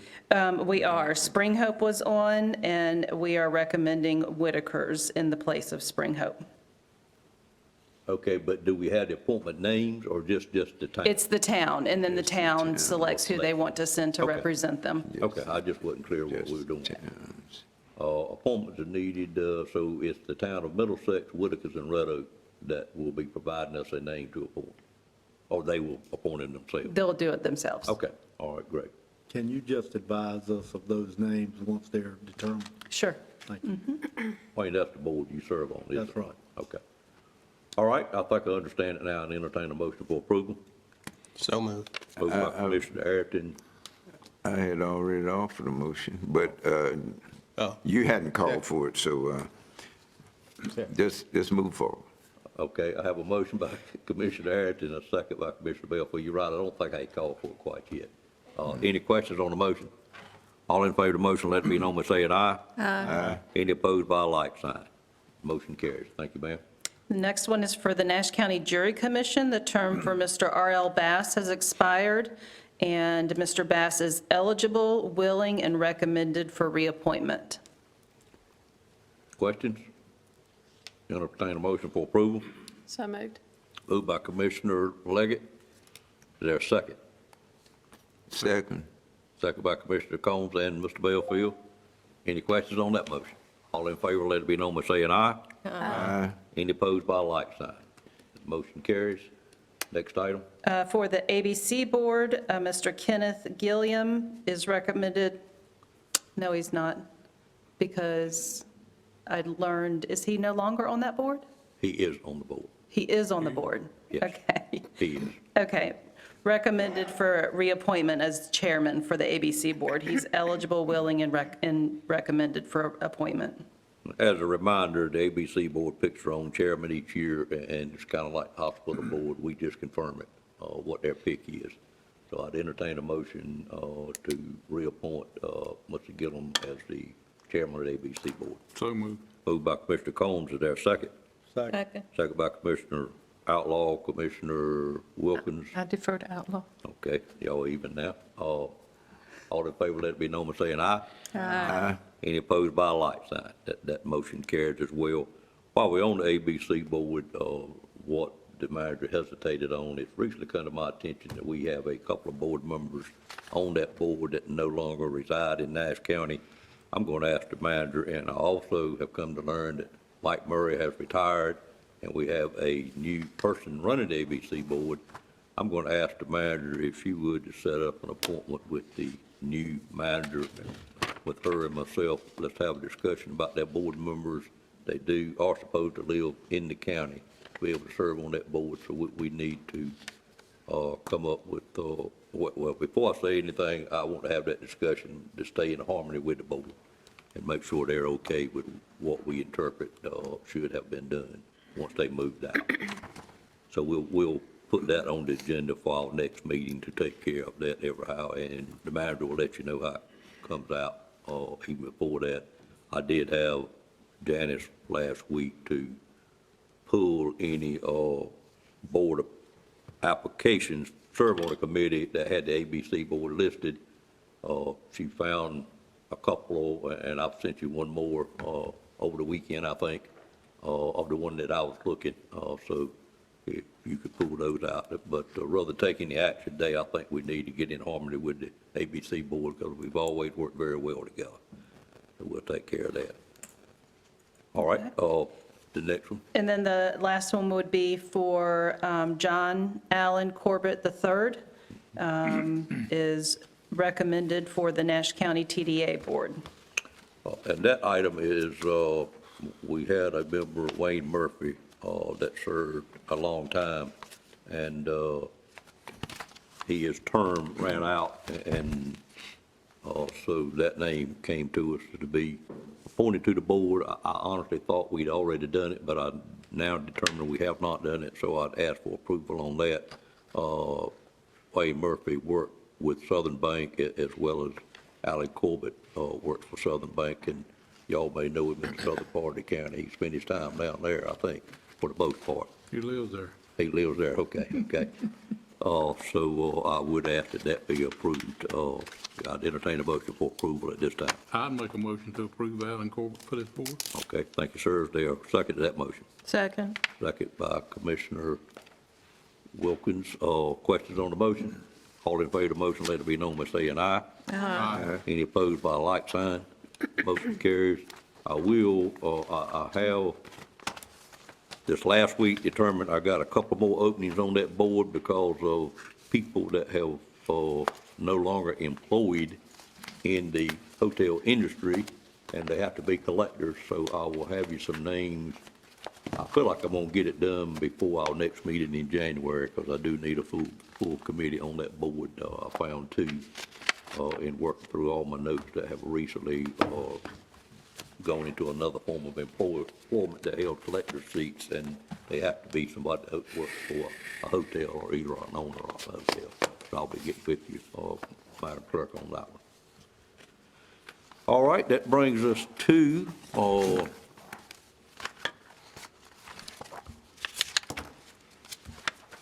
commissioner comments, and I'll turn it over to any commissioner that has anything they'd like to bring before the board. Mr. Chairman, I did have a question about our item number 11.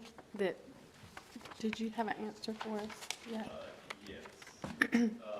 I believe that the proper procedure would be to a motion to postpone it as opposed to tabling it. I think, and what Mr. Boone has recommended and I think we need to add two things to that motion. One, that it not be a date no later than a certain date, just to accommodate that everything is current. Sure. And number two, that the planning staff is given proper notice before it can be added back to the agenda to run the proper notice of the public hearing. So I think we need a motion to postpone. Okay. I think that's what we need. Would you say again what needs to happen after the motion to postpone? So I think we need a motion to postpone to a date no later than whatever the board decides. Okay. With the understanding that the item will not be placed on the agenda unless there is proper notice given to the county planning staff to properly advertise. Okay, that sounds great to me. All right, I'd entertain a motion to postpone this agenda item until no later than the end of this fiscal year we're in, which is June the 30th. Okay. And that notice must be properly given to our planning Planning staff. department, yes, ma'am. So moved. Okay, have a motion, is there a second to that motion? Second. Second by Commissioner Wilkins. Any questions on the motion? All in favor of the motion, let it be known by saying aye. Aye. Any opposed by a like sign? Motion carries. Mr. Boone, you'll see that Mr. Williams gets told of what we did. Okay. All right, other commissioner comments where we are. Anything else, Ms. Leggett? Yes, just wanted to make a brief comment just about the agenda item that was brought forward at the beginning of the meeting. And so I've always supported public safety and emergency services. That isn't something that's political for me. It's simply something that's the right thing to do for the citizens of Nash County. I'm the only person on this board currently serving that has family members that are volunteers in our emergency services network, and that gives me a little different perspective on that matter. I look forward to continuing to work with our board and the staff to address any immediate needs that can be addressed in this public, or in this immediate budget year, and as well as all the needs that need to be addressed with our next budget year. So, thank you. Thank you, Commissioner Leggett. Point well taken. Other comments? I'd like to just say, Commissioner Wilkins, it won't political either. Sue and I together have been talking about this thing even in Commissioner comments section for 2 months, that we'd like to see something get done. Sheriff's Department's losing people, EMS is short. And it's just a personal concern of mine. It always has been, and a passion for our first responders. And it's not political. It's about what we need to do. And I appreciate this board, and I hope we never lose our sense of community and service to Nash County. That's the goal. I just appreciate the board committing ahead of time that we'll do what we can do for our first responders in our upcoming budget. And I just think that we need to assure them that that's what we're going to do all we can. Thank you. Thank you. Commissioner Combs, points well taken as well. Other comments from commissioners? Just wanted to mention mid-month, January 22nd, and if you have any recommendations, please let the manager or myself know, inside and outside presentations. Other comments? My comment will come along this way. If I understood the person that spoke to us this morning about the southern part of the county, I want to say this, that since I've been in the county, I came here in 1961 and came on this board in 68.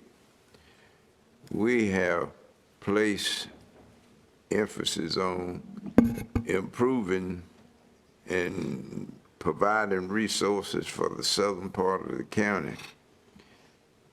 2 schools down there, Bailey and Middlesex, had additions and renovations. Since I've been on this board, health center has been established in Middlesex, which serve basically Middlesex and Bailey. We established an industrial park in that area, and we have made improvements in the emergency management system for the southern end of the county. We have made special efforts to improve the southern end of the county, because I remember when I came in, they were more concentrated in going to, they couldn't make a telephone call to the Nash County Administrative Building without it being, it was long distance. That got changed because, and I heard a lot of citizens complaining about that, and they could call Wilson, and they were actually going to Wilson for just about everything and very little coming to Nashville or either Rocky Mount because of the situation, the image that had been established. And we have worked hard to change that, and we have made tremendous progress in doing so. And there's work to be done. There's work to be done over the entire county, improving resources. But we have made a special emphasis made on southern end of the county to bring it up, because there was a neglect, and we recognized it, and we did it. and we have worked on it. And I'm proud of what we have done. There's more to be done, and there's more to be done in the northern part of the county, as well as even in Rocky Mount. Even though they told me, stay out of Rocky Mount business. One of the town councilmen said, you're in Nash County, stay out of Rocky Mount business. But we have done some things that will help Rocky Mount. That backup central office for EMS that's located there on the hospital ground,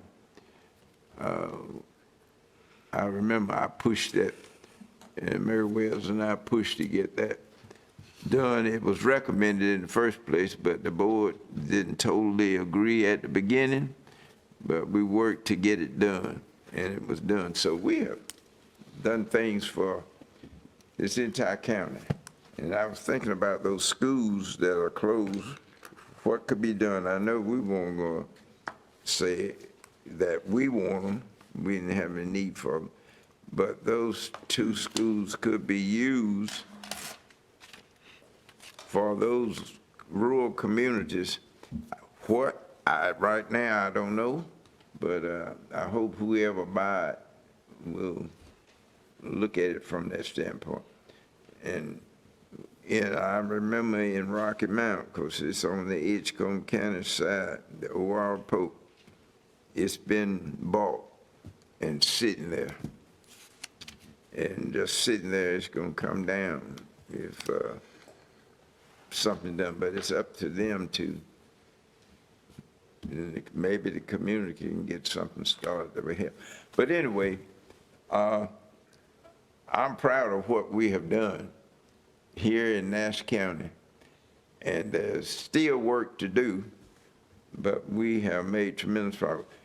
When you look at Nash County and look at some of these other counties, we are ahead of them. Thank you, Mr. Belfield. I couldn't agree with you more.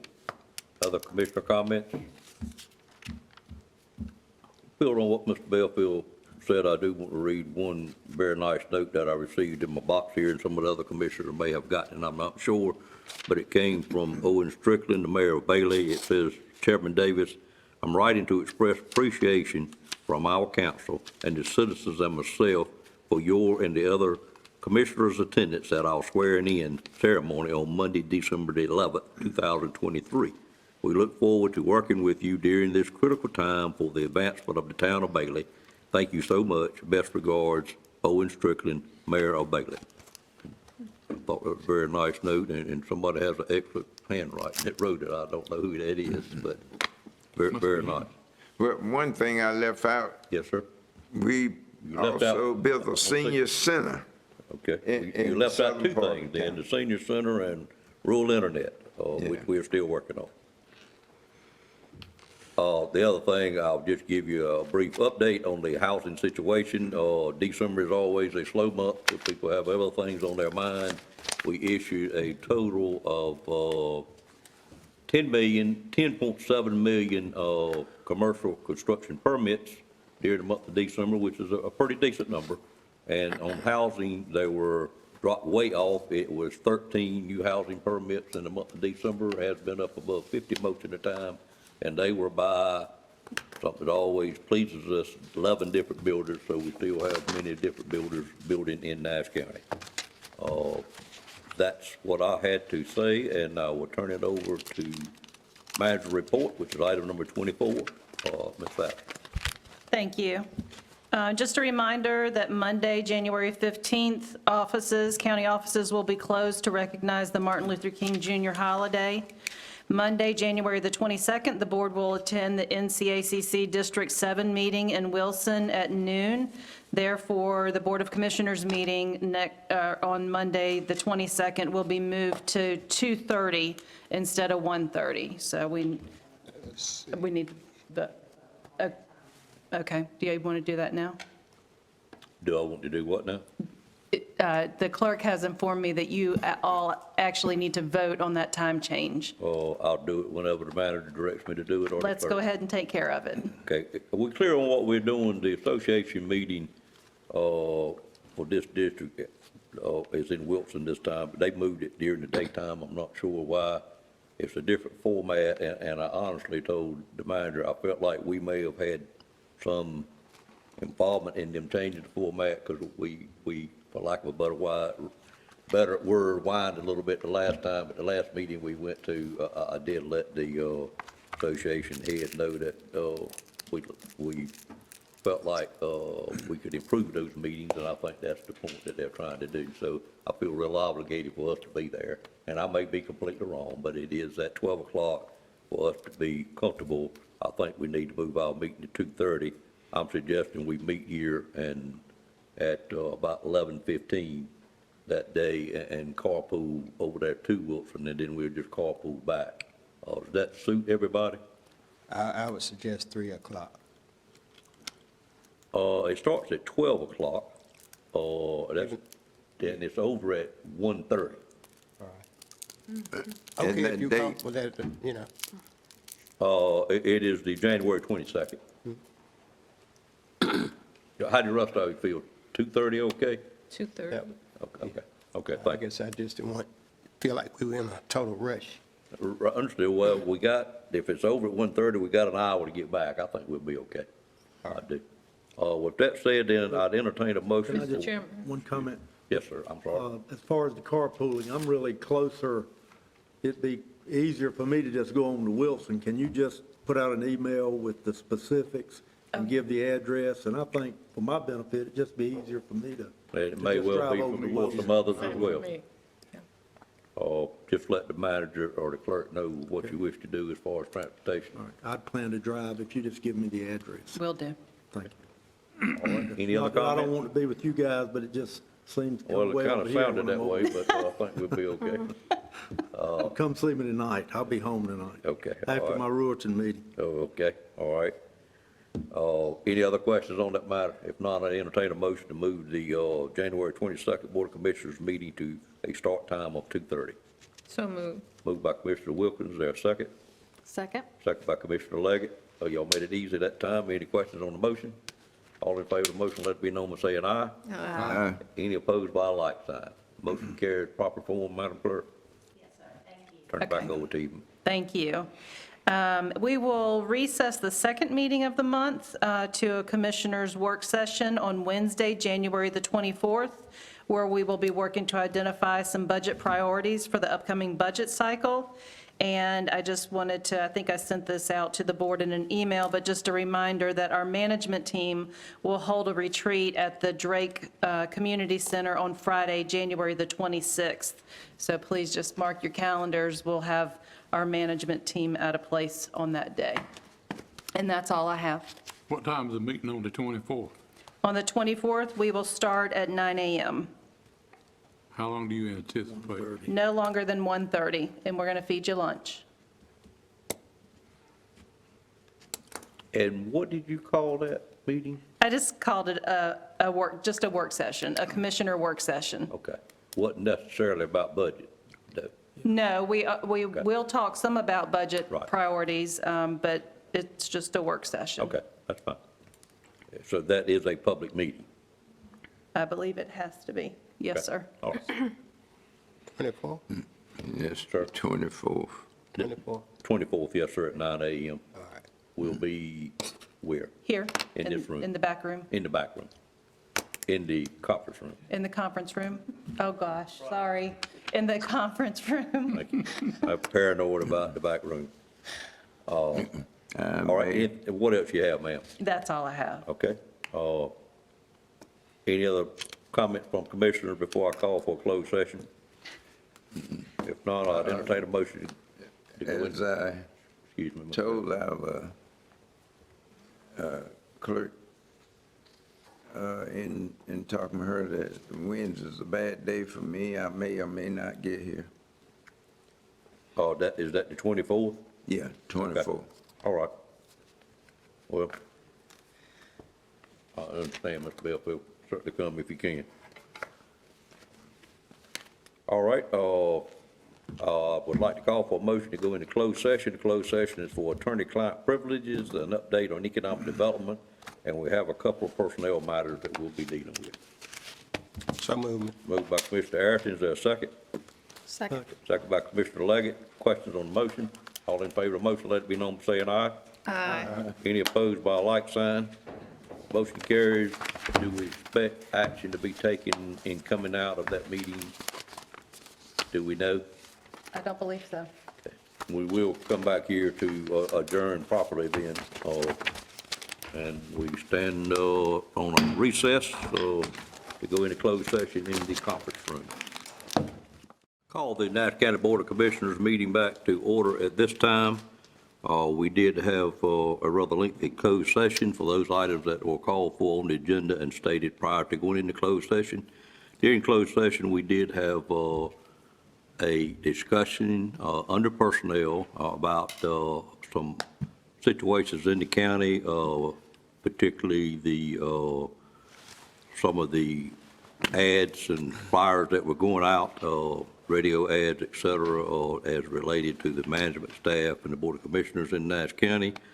And we did decide a avenue by which we felt like we needed to address those. And at this time, I'd entertain a motion of how the Board of Commissioners would like to direct the administrative staff of how to move forward with the addressing of those negative ads against the Board of Commissioners and administrative ads. All right. Mr. Chairman, I'd like to make a motion Mr. Harrington, please do. Yes, sir. that we direct our county manager and her staff to respond to the derogatory and untrue for ads that have been distributed in response to the negative comments about our staff and our board, and that she would prepare this on behalf of the Board of County Commissioners. All right, is there a second to the motion? Second. Second by Commissioner Leggett. Questions on the motion? And my understanding is the staff will allow each commissioner to clean those when finished and review it before it goes out. All in favor of the motion, let it be known by saying aye. Aye. Any opposed by a like sign? That motion carries unanimously, and it is appreciated on behalf of the administrative staff. Thank you. I'd entertain a motion this time to close the Nash County Board of Commissioners meeting. So moved. Moved by Commissioner Outlaw. Is there a second to that motion? Second by Commissioner Combs. Questions on the motion? All in favor of the motion, let it be known by saying aye. Aye. Any opposed by a like sign? Motion carries, and I will remind you that we did move the next meeting date, the 22nd, back 1 hour to 2:30. Thank you all. Have a good evening.